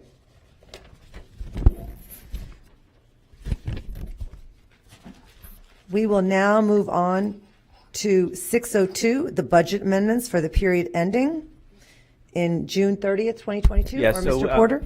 as Ms. Johnson pointed out, that needs to be removed from the agenda. Because you were adopting the budget tonight, you can't amend it before you adopt it. So there was no reason for that to be on there. So it's just, it should be just the superintendent's removing that from the agenda. So there's no action required. Okay, great. Thank you. Let's note that it has been withdrawn, and we will move on to the next, which will be 903, approve the school health service plan for 2022-2024. Superintendent Davis will highlight this item. Yes, ma'am, to the chair. This is approval of our school health service plan. This is really talks about our positive relationship we have with the Florida Department of Health, Hillsborough County, which has been extended for 36 plus years. This is really where the health partnership really provides us funding not only to stand up health assistants, but stand up school nurses, RNs, APRNs, and also and hire a pediatrician. So it really allows us to be able to not only offer these services at our schools, but goes on further where statutory required to make certain that we have student health management, and at the same token being able to have intervention in classes for our community. So this is no cost to the school district, but openly just another service that we provide through the partnership of our local health department. Thank you, Superintendent Davis. I need a motion and a second to approve item C903. I have a motion by Member Snively, and I have a second by Member Gray. Member Snively, you pulled this item. Do you have any questions or comments? I got most of my questions answered by Dr. Russ and Holly Saya this afternoon, so I appreciate the opportunity to bring it forward and just bring attention to it, and just say thank you to all of the medical professionals who are on our school campuses. I'm pretty sure all 4 of my children have been to the nurses' station at least once or twice during the last several years they've been in public school, and the compassion that the school nurses have and the staff have are admirable, and we know that they care very much about our children and their health. So thank you, and thank you to Dr. Maria Russ and Holly Saya for giving me the information that I needed for this plan. Thank you. Thank you very much, Member Snively. Member Gray? Yes, I'd be remiss if I didn't thank Dr. Maria Ross. Her heartfelt enthusiasm, energy, and professionalism, along with Holly Saya. You go to every school or any school, and you see the nurse, and you see the kids with the nurse and the reliance. and the growth of diabetes, the growth of asthma. I mean, there's so many central, let's just say, diabolical type of viruses going out there, and our nurses capture and provide solace, and that's a combo. So there's the medical part, and then there's the mental health part, and these nurses are so capable of doing both. So I want to thank every nurse, 364 of them, and thank those wonderful staff members under Dr. Ross and Holly Saya. Thank you. Thank you, Member Gray. Please vote when your lights appear.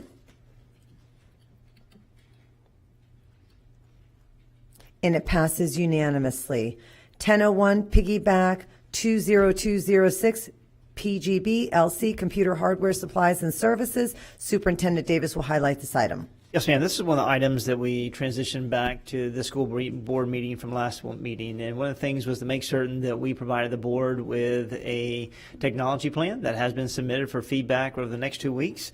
But openly, this is the item we've got to move on to be able to purchase 8,400 laptops for our students. And we definitely not only need the laptops, but as we are going through the new progress monitor and assessment in our schools, we're seeing that we do have the laptops, but we just need charging stations. So this brings a part of 280 charging stations and carts as well, and then 3,100 desktops to be able to help us with continued education through CTE programs to be able to update devices within our school district. So this will be used through ESSER funding, and this is federal funding to be able to accelerate experiences for our students. Thank you, Superintendent Davis. I need a motion and a second to approve item C 1001. I have a motion by Member Gray, and I have a second by Member Hahn. Member Gray, Member Vaughn, Member Snively, and I pulled this item. So we will go ahead and just start in that order. Member Gray, or if you want to push your button. Okay, all buttons are pushed, I believe. Go ahead. Oh, okay. Go ahead, Member Gray.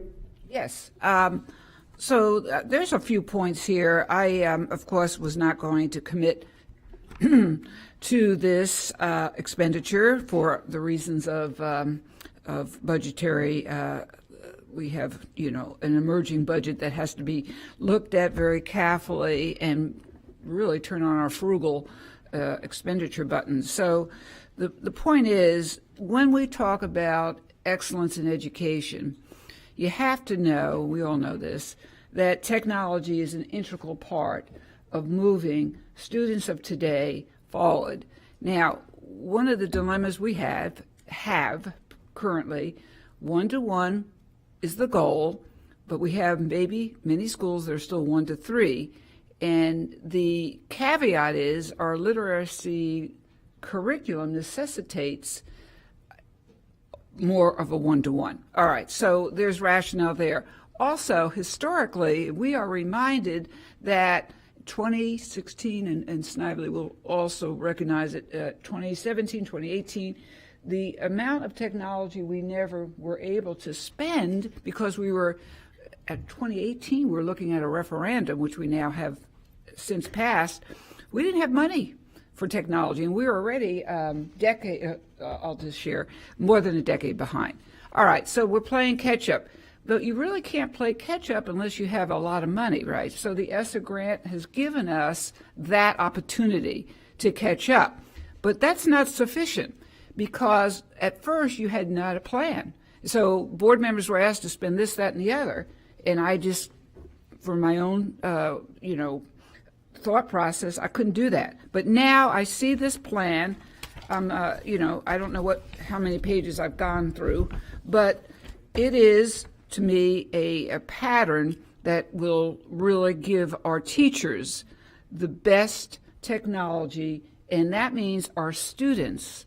So if we're student-centered, we have to pay attention to what our teachers need and what is best for them, and not to mention the staff and administration. So the reason I'm going to say yes to it is for all the reasons I just shared. And so I want to thank you, Dr. Weeks, and I know a few of you put this together, for getting this detailed plan. Thank you. Thank you, Member Gray. Member Snively? Member Vaughn, I'm sorry. I'm trying to go in order of when we pulled it. Member Vaughn? Go ahead. Thank you. I appreciate that. I don't disagree that technology is important, especially now as we're moving towards progress monitoring being completely digital. That's important. However, when we've had a lot of these items come up, especially when we're talking about purchasing mass laptops, I've had concerns about the quality of them. I think before you were here, we did a big purchase, and I actually took one home, and I asked about connectivity and about being able to access the internet and about how reliable they were. And since then, I've gotten nonstop complaints about the laptops, about whether they can connect, whether they can get on the internet, whether they have to be shut down and rebooted consistently over and over again to get them to be used, even in the face of some of the progress monitoring. So some of my concern is I feel like no matter how hard I try to ask questions or vet about the quality when we make these purchases, and I'm assured that, we're not going to have any problems, I'm still hearing a massive amount of complaints when it comes to the reliability, how well people can access what they need to through this, how user-friendly they are, especially for our kindergartners now who are having to do progress monitoring on the computer, whether or not they can type or use the touchscreen. So for me, I would, prefer to get more stats on information about the quality of these, what they look like, because it's one thing to say we need technology and to purchase a lot of things and say we're one-to-one, but if they're not working in the classrooms the way that they need to, and they're not offering a reliability and they're causing more frustration than they are being helpful, that's a concern for me. So until we get some more information about that and I feel confident about the quality to make sure we don't consistently have these problems, I'm going to have to vote no on this. Thank you. Thank you, Member Vaughn. Member Snively? Thank you, Madam Chair. Thank you for the strategic plan that creates a little bit more clarification and detail around where we're going technologically. As I mentioned in the last board meeting, we can look back at the Gibson Consulting Report and see how far behind we have been in technology when it comes to introducing that into our students and getting closer to the one-to-one, which we are not quite there. We know that. I guess one of my questions is, whenever we use grant money for something like this big purchase, I always get a little twitch because we know that that's not necessarily recurring funds, right? And so could you talk a little bit about the sustainability of what we're doing here and, because of obsolescence that occurs with technological devices, what's going to happen 3, 5, 10 years from now when we need to replace these? Will we have the finances available to our school district? Obviously, probably not from ESSER, but what's the plan for replacing them in the future for sustainability? Yes, ma'am. Through the chair. One of the aspects of the plan that I had placed in front of the board had talked about the sustainability of how we're able to move forward and provide for technology for our students and for our employees. So part of that is we need to look at what's considered a life cycle plan, making sure that we provide for replacements for our devices every so many years. For us, the average age of the technology that we're looking at, especially laptops, comes in about 4 years of age. They really start to show their age at about 3 years. We can get an extra year out of it at least. But at that point, let me take a step back. These are still considerably, at 4 years old, these are still considerably newer than the devices we've been replacing. So some of our devices have been 7, 8, or 9 years or even greater in age that we're replacing. So the nice thing about the devices that we're looking at, if we're keeping them for 4 years and then keeping a stockpile of those for a 5th year as emergency replacement devices, also for pop-up locations, like if we need specific carts for devices for events, or if we all of a sudden see increase in student populations at schools that we need more devices, that'll take it out to a 5th year. These are hardware asset items that can be purchased through capital dollars. So one of the things we want to look at is ensuring that, and I provided the numbers, we split out the devices evenly across that life cycle. That will allow us to have a relatively level purchasing view of what we need to provide in order to maintain that viability over that plan, and we can look at budgeting for that. I appreciate you including that in the plan, and that's one of the things I think that people think about when it comes to future purchases. So I'm glad that you were able to address that publicly. And then just as an aside, administratively, the plan, I don't believe the actual plan was attached to the agenda item. It would be really great if you could have that attached to the agenda item maybe, or somehow allow it to be reviewed publicly for our stakeholders so that they know what our plan is too. Thank you. Thank you, Member Snively. Member Perez? So I'm going to be asking some questions regarding fairness, distribution, and accessibility. So with regard to what Member Vaughn was saying, the quality and sustainability, we only have 8,400 laptops, and it's going to, and 3,150 classroom desktops.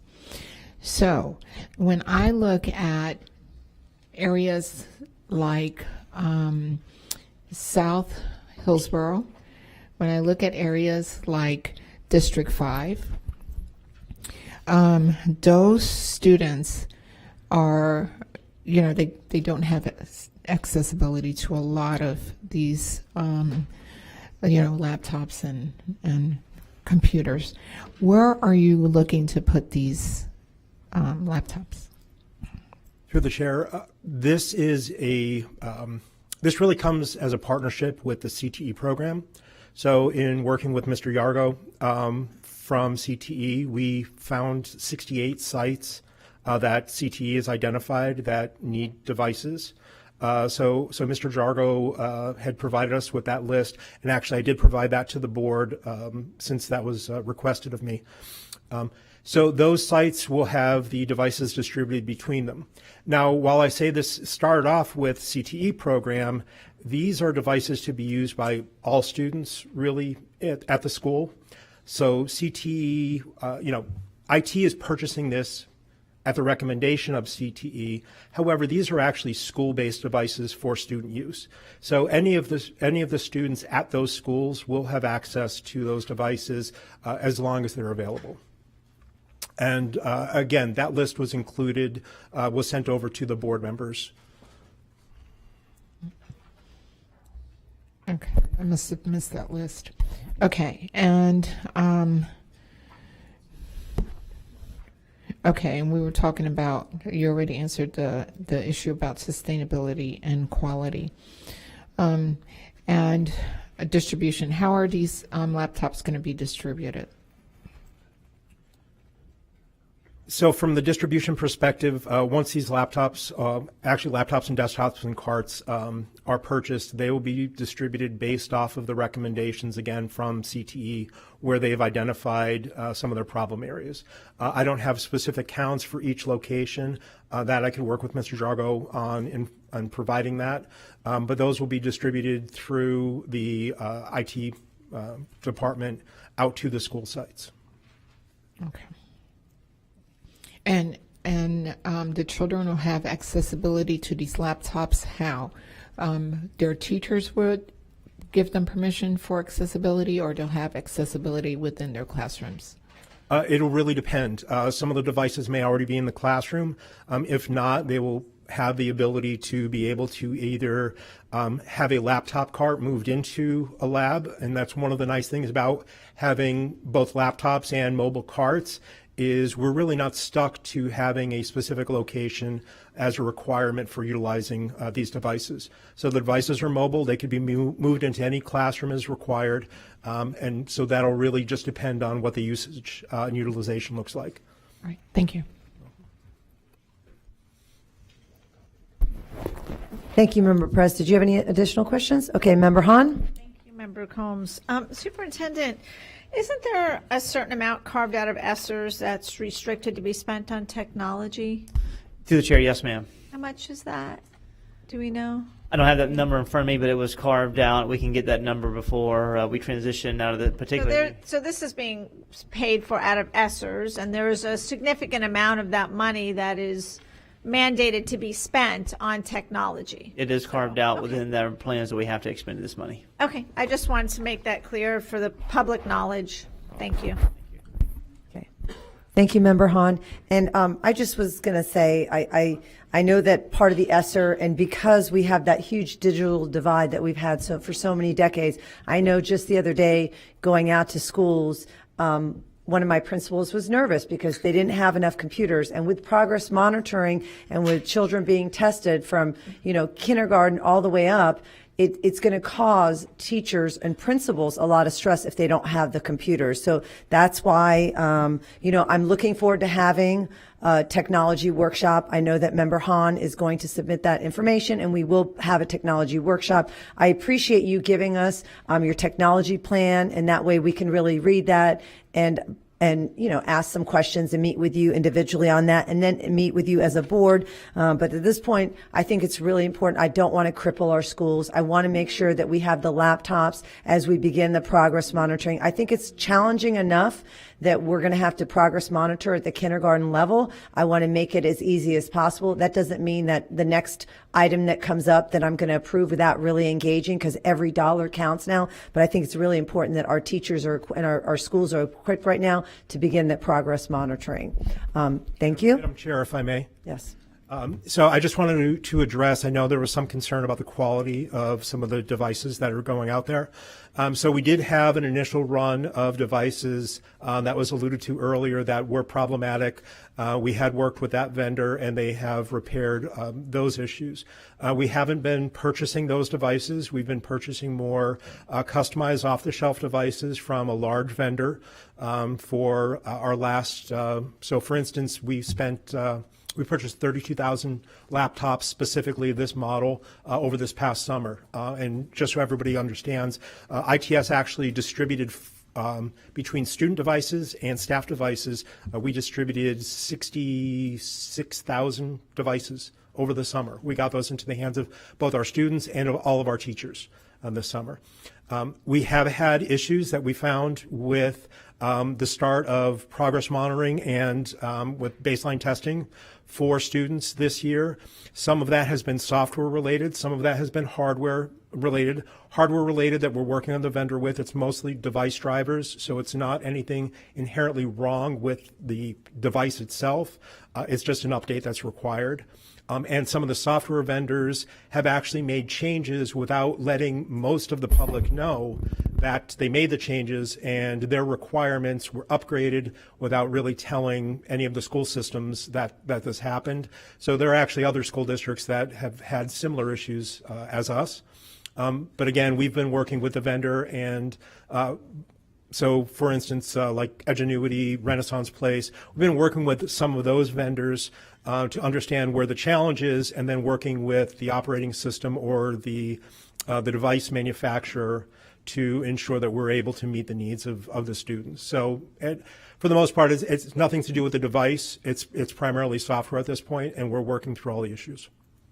Thank you, and I appreciate the clarification and responding with so many details. Member Gray? I was wondering if Member Washington would like to go first, because I already spoke. Okay, Member Washington? Thank you, Madam. Thank you, Madam Chair. Also, I was when Mrs. Perez, Member Perez, was talking about the students not receiving it in the lower income area. Well, I just looked at it. I was about to vote no, but I see it in District 5. You have quite a lot is going to District 5. So that was my main concern, because I didn't want District 5 to be overlooked. So you are sending a lot of computers and laptops to District 5. I really appreciate that, because we need it in District 5. So I was about to vote no, but you changed my mind when I looked at it. Thank you. I appreciate it. Okay. Thank you, Member Washington. Member Gray, and then Superintendent had some comments. Member Gray? I have the cheat sheet here, and but I'm not going to go quote from it, because not all board members have seen it or studied it. But I do want to ask, when we talk about diversity and equity, so when we go to Turkey Creek, and congratulations, I can't remember her first name, but Miss Leonard. But she'll be there at Turkey Creek. And I am reminded, as maybe Member Snively out in Southeast County, way out there, there is lack of Wi-Fi. And I see here on page 8 the wireless infrastructure, network infrastructure. So just as a point of sharing, and with Member Washington's concern, do we have equity built in? Now, I know they're highly put in District 5 because there's a lot of reasons for that, and that's a good thing. Through the chair, so I just want to clarify one thing. So all of our schools have adequate Wi-Fi coverage. Now, Wi-Fi versus cellular coverage is something that's completely different. But the Wi-Fi has been upgraded in every one of our school sites throughout the county. So this is something that we actually started in 2017, and all of this was replaced in between 2020 and actually July of this year. There was a significant upgrade that was undertaken by one of our partners to make sure that happened. So that is something that we've actually spent a lot of time and money on as a district. But again, cellular coverage is a different story, and actually having wireless for cellular devices within those school sites remains to be a challenge, and a lot of that has to do with the architecture of those sites. Well, it's a challenge, but I know Turkey Creek for a fact didn't have Wi-Fi, but if you're saying it does now, that's fine.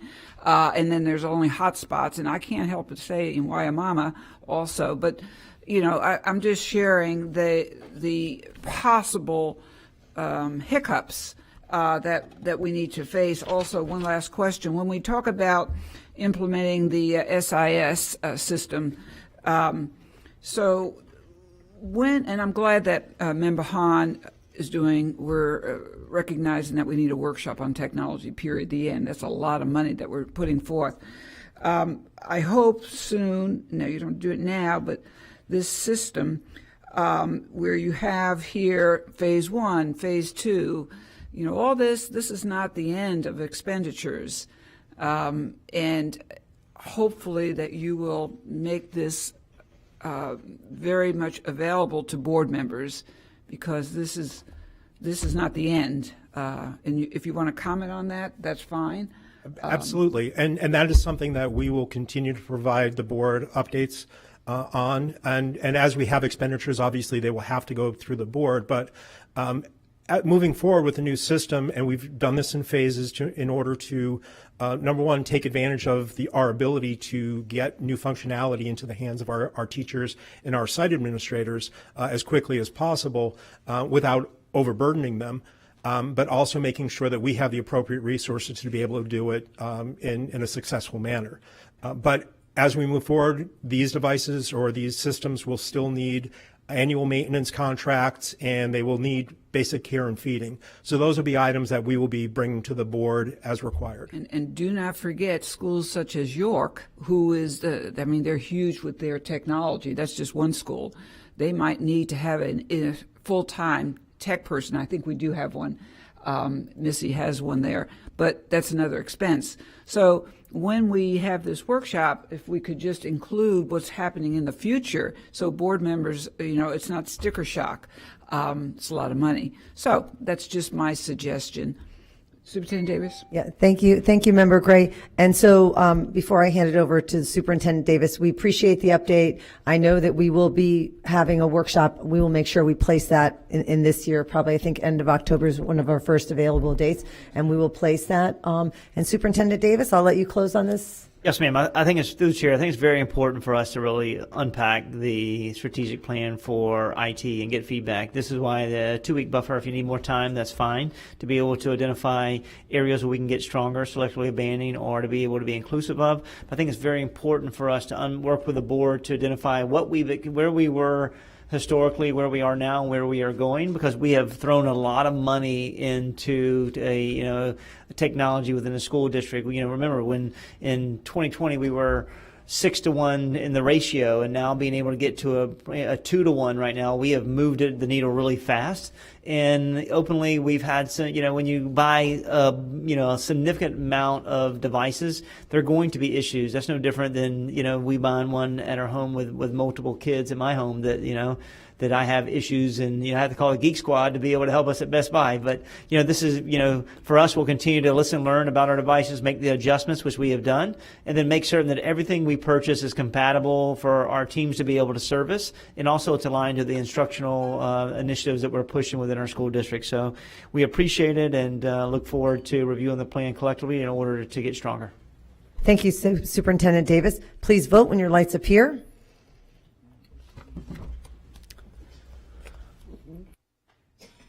And it passes 6-to-1 with Member Vaughn voting no. Thank you. We will now move on to superintendent comments. Yes, ma'am. Tonight, I just want to highlight two things. The first thing is that in the school grades, we always have an opportunity to go back and look at what the state has provided related to the calculations and determine whether or not appeal processes can be sent back to the Department of Education to be able to look and determine whether or not certain students were not properly counted or accounted for. As you remember, in 2020, before I got here, I had a chance to engage with the Department of Education to be able to retain two schools, one being Oak Park. We did that once again in 2020. And the school with the first accountability since 2019 to this, a year ago, they moved from a F to a C. We challenged some of the current placement of students in their reports and their analysis, and we won the appeal process, and Oak Park has now moved to a B school, which is a celebration from an F to a B in 2.5 years. This is about leadership, concentration. Congrats to Shay McCrae, to Ryan Moody and all their team. This is big. This is a school the state was continuously threatened to shut down because of the historically underperforming, and we talk about concentration, transformation, talk about focus on intervention, talk about how we engage FACE, and just getting the right leaders and right teachers focused on children. This is a pure example and a model not only for the state, but for the nation about how we do some really cool work. So when you see Ryan Moody and his team, hats off to them and congratulations. And the second part is, I know that we've had some students make some undesired decisions by bringing weapons to our campus recently. So I want to be very clear to this community and provide updates to the board that we will be starting, through our comprehensive safety and security protocols, random searches. We'll be leaning on our security department to be able to do this. They'll be going to schools on a random basis, to be in our high schools and our middle schools, to be able to increase awareness, but also to be able to make certain that we send a clear message to this community that we are a safe educational environment and we want our students to be disruption free. That started today, and we appreciate our safety and security. We'll continue to link with the Tampa Police Department and Hillsborough County Sheriff's Department. We will be sending a communication out this evening to our parents, letting them know that this initiative of random searches will start and be implemented continuously from now and throughout the school year. And that's it tonight. Thank you for your leadership and your feedback, and look forward to improving our practice. Thank you, Superintendent Davis. What I'll do is I'll have employee comment, and then after that, we'll move to board comments since it's right at 6 right now. We will now take employee input. Even though we hear public comment at the beginning of the meeting, it is sometimes difficult for employees of our district to attend meetings at 4 p.m. There are many ways for employees to make their voices heard, including through union representatives, emails, phone calls, one-on-one conversations, and public comment at the beginning of the meeting. The board wants to hear from you. With this section of our agenda, we're creating another venue for employees to speak to the board. We're setting aside 30 minutes for employees of the district to speak to the board about any issues that are on your mind. This is not intended to be a discussion about specific agenda items on tonight's agenda, but rather an opportunity for you to speak to the board about any issues related to your job or district. Each speaker will have 3 minutes. I will now call up our speaker.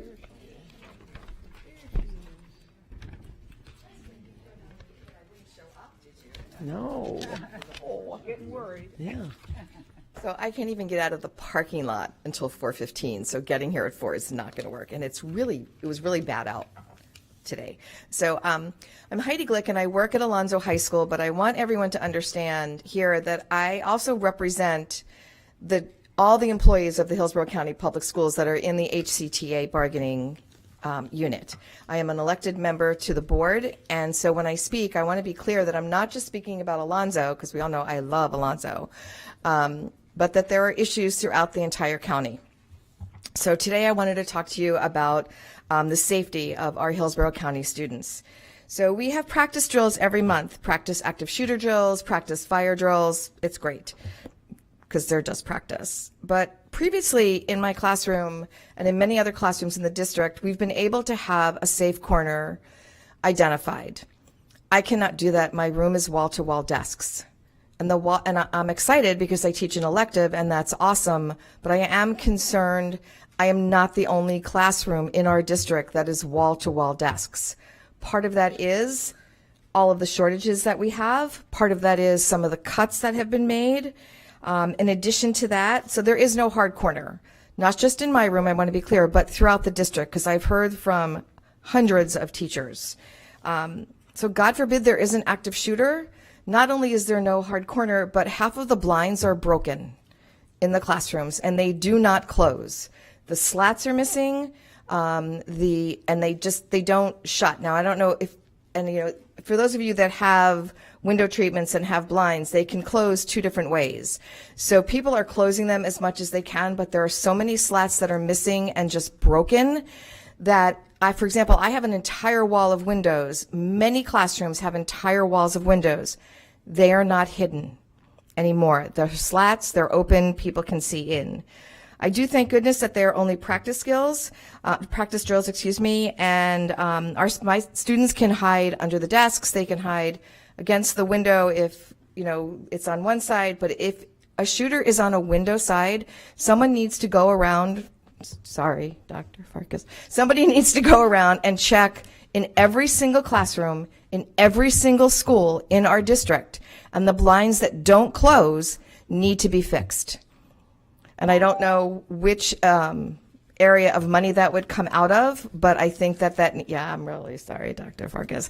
I think that needs to be a priority. And you know, there's no one else here tonight. We can just hang out and chat if you guys like, because last time I was here, I did ask how many of our charter schools were short teachers. And I don't know if anyone has been able to look into that, but I think that since our students are going there, that we need to look into that, how many are not certified teachers and how many of them have vacancies also. Just a thought.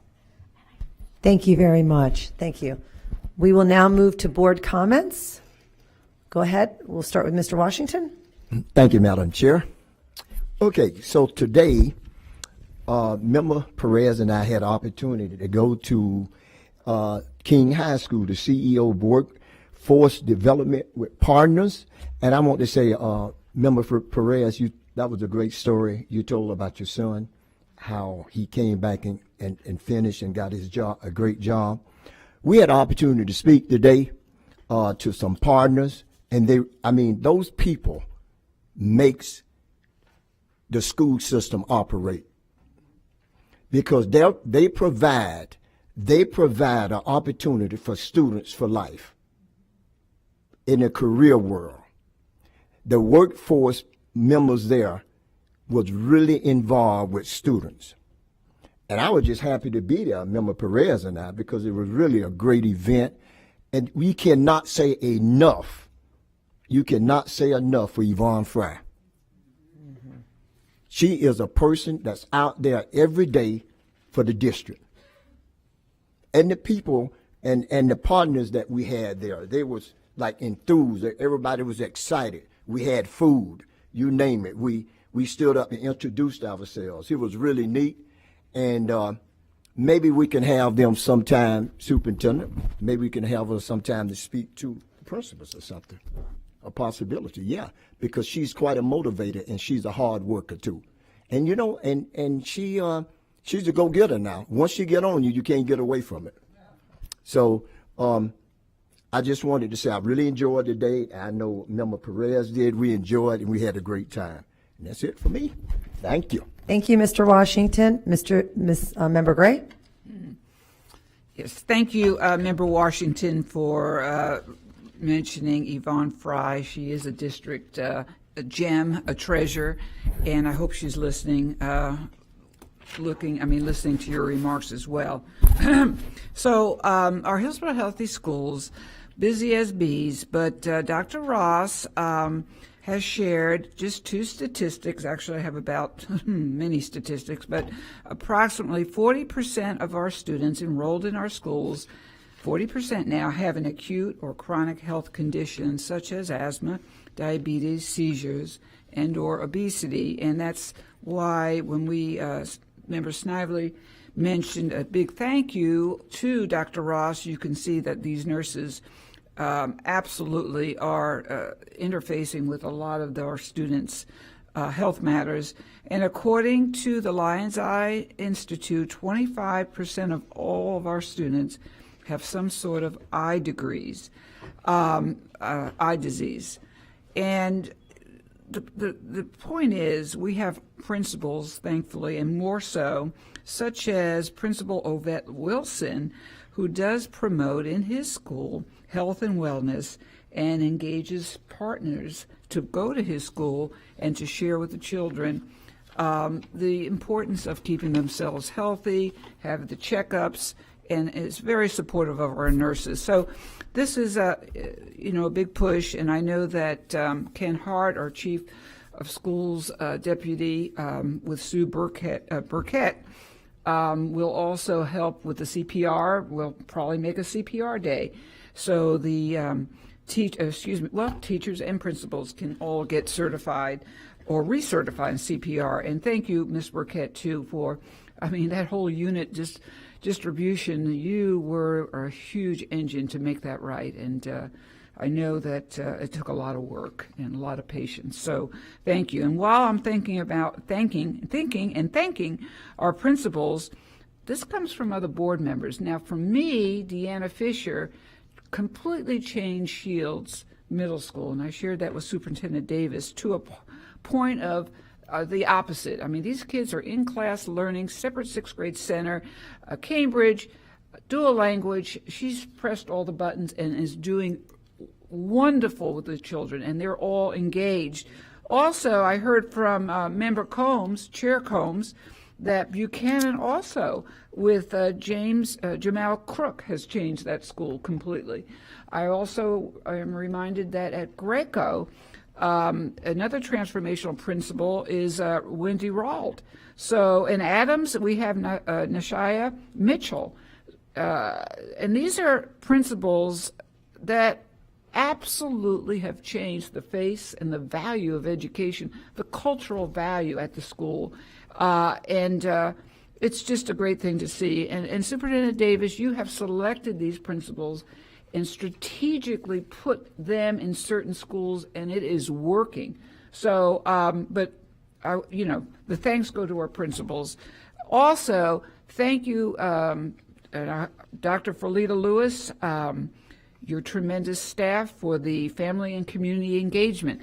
Every time we mention student wellness and student engagement and family communication, you have to know that staff, FACE, that's the acronym, is all about reaching, and Ms. Monica's not there, to our immigrant population and families, our African American, our other Hispanic families.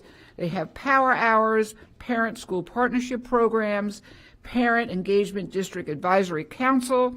I know Felita is on the mayor's board, and just very involved with diversity and enriching the substance of our families and our students, the connectivity, I should say. And I just want to say a big appreciation. So lots of other things going on, but I'll stay quiet for the remainder of the evening. Thank you. Thank you, Member Gray. Member Perez? Yes, we had a mental health event with our students. I think Pablo has a... This is part of our Student Mental Health Advisory Group coming together to collaborate on mental health topics, initiatives at their school site, and ways that they can create activities to lower mental health stigma and to promote emotional wellness.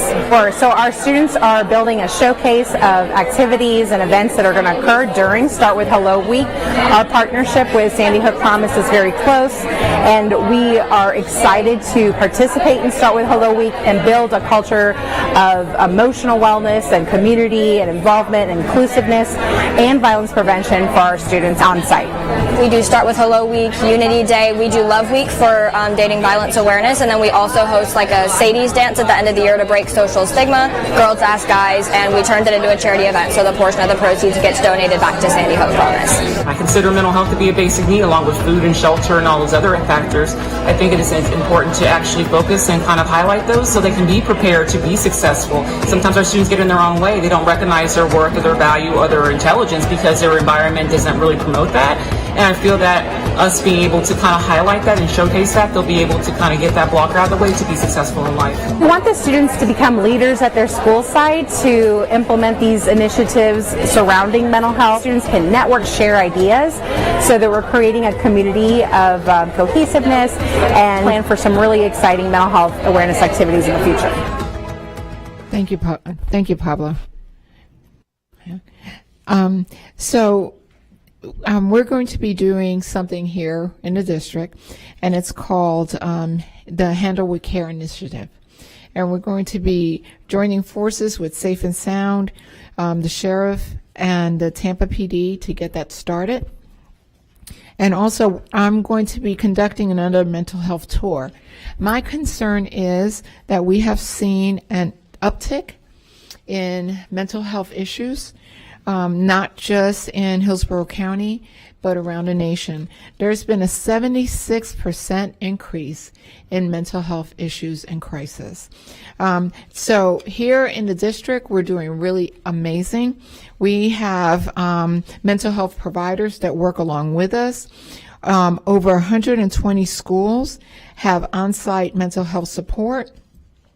We have a mobile response team, like you saw, a youth mental health aid awareness, and the training that we've provided it to 12,686 staff, and also 17,000 staff are trained with the at-risk training modules. And also, we use the comprehensive school threat assessment and 1,000 school-based team members are trained with that. And, we're just trying to work with our students right now, trying to get them together. So October, November, I'm going to be conducting this mental health tour for our community. But also I have a concern. Our Cuban students, I got to say, there's an issue with our Cuban students. I've been called that our students are being enrolled in English, like 2 English courses, and also they're being referred to adult ed at the age of 16. We need to be able to capture these students from Cuba into our schools to help them and partner with them in order for them to get and receive a diploma from our schools.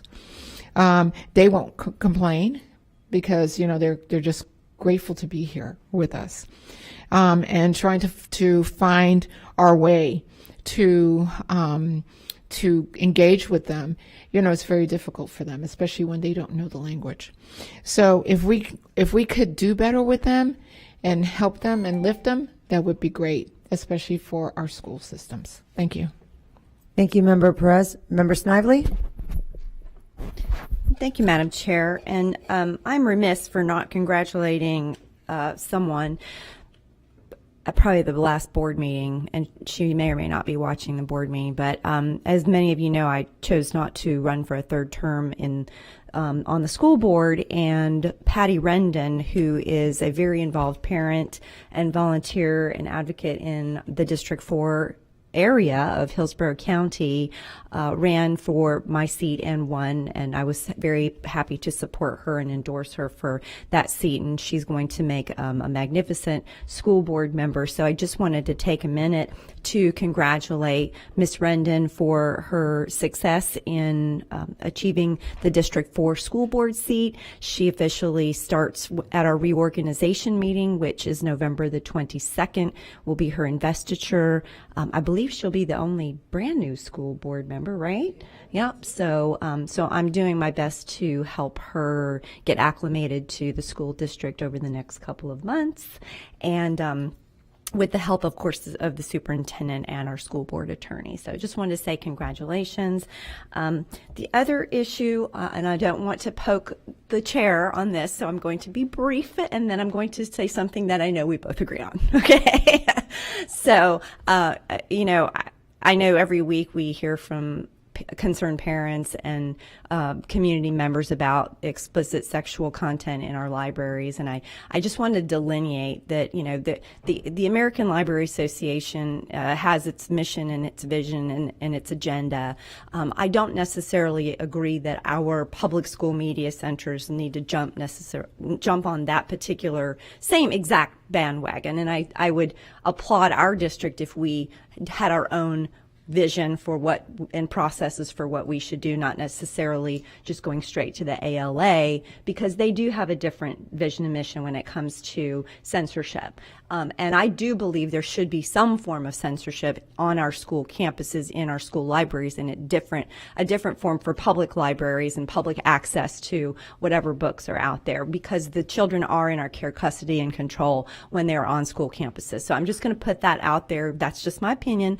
But what I am going to also say, and I believe it's something that I heard Ms. Combs say at a previous board meeting, is also her concern is electronic devices. And I really hope that in our next policy cycle that we're in right now, that maybe we can pull up the policies that are associated with the use of electronic devices, because I am hearing a lot of stories, unfortunately, of misuse of electronic devices or abuse of electronic devices in our schools, and maybe it's gotten out of hand. And so I would really like to work with the superintendent and the school board attorney to look at those policies and make sure that they're clear and that they are being followed, or if they need to be adjusted, so that students don't misuse their electronic devices or overuse their electronic devices during the school day. So hopefully we can maybe come to some resolve about that, because that is definitely another huge issue in our school system right now with the use of those, according, you know, to the stories that we're hearing, unfortunately, of what's happening in our school district. And it just kind of goes back to start with hello and the Sandy Hook promise is, if we could get more face-to-face interaction with our students, instead of all of our students looking at their phones all the time, every free minute in the hallways, at lunchtime, on breaks, they're looking at their phones as opposed to interacting with other people. And I know there's at least one school that there's no phones allowed during lunchtime, and the students are talking to each other, they're interacting with each other, they're having a great time, they're creating and cultivating relationships, and they're not on their phone. So please consider that, board members, as you're looking, maybe pull up those policies and take a look and see if there's something that we can do to make some changes in the use of electronic devices for the benefit of our students, and not just their instructional and academic health, but their mental and emotional health as well. Thank you. Thank you so much, Member Snively. And just as a reminder, you know, it's not that we want books there, it's just the process. For if there's a book that should not be at a school, you should just challenge that book at the one school. The idea of challenging, getting rid of one book in the district, regardless what the book is, everybody just wants one book, because then it opens it up for 10 books, then 50 books, then we're looking at Harry Potter, and then what happens? So I just want to be clear that it's not that I support a book, I support a process of just going one book one school at a time. So I just wanted to clarify, and I agree. I mean, there's no way if you talk to teachers, there's no way they can handle the cell phone issue. There's so many issues that they're dealing with, but at some point we have to think about, should a child be walking around a school with an AirPod in their ear? And is it okay in one school and not in another? And what does it look like for the amount of fights and pornography and things that are accessible to phones and drug deals and just so many things that are happening over and over with phones? And how do we kind of try to cultivate a positive environment and looking at what we can do to improve that? So that's one of the things that I think we need to look at and how we can improve that. Because I think 50 years from now, we're going to look and say, oh my gosh, how could we have done that? You know, we have generations of kids that can't read or what they have access to at such a young age. But I did want to go back and talk about the workshop that we had, which was really wonderful. I want to thank, Scott Brooks and Chris Jargo and Career Source and Yvonne Fry and her whole team with Future Career Academy and the Union Apprenticeship. But when I walked out, I thought, one person that we did not thank who did so much was Kim Bays. I mean, she did so much here for CTE and workforce development and her vision. And I think it's really important that we recognize all her hard work and everything she did and that we really appreciate that.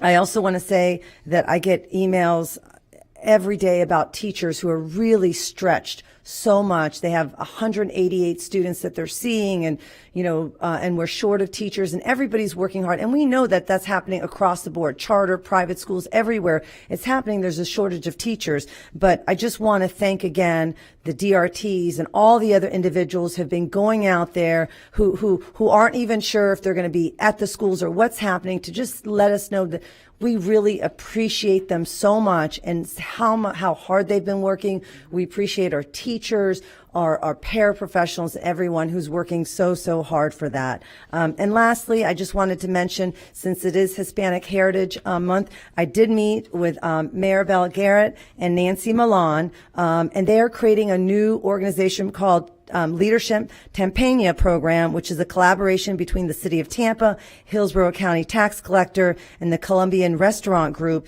And their purpose is to mentor and work with young female high school students for the potential career and path to the service sector. And one last thing, Karen Perez, thank you so much to bring up the Handle with Care, and to the Children's Board who has brought this program and everything that they do. And lastly, in Town and Country, Pablo, if you'll show this, we will have a Hispanic Heritage Community Celebration at Webb Middle School, and that will be on October 4th from 6 to 7:30. We've invited all the schools in the District 1 area to come if they want to perform or have a table. But if you're outside and you're in Waiamama and you'd love to come, please just email me and let me know. We're really looking forward to all the board members. I know Member Gray and Member Perez and all of us will come to celebrate. And there's going to be food and prizes, and the Brink Family Foundation will be supporting us with a lot of that. So I just want to thank everyone, and I hope everybody has a wonderful day, and this meeting is adjourned.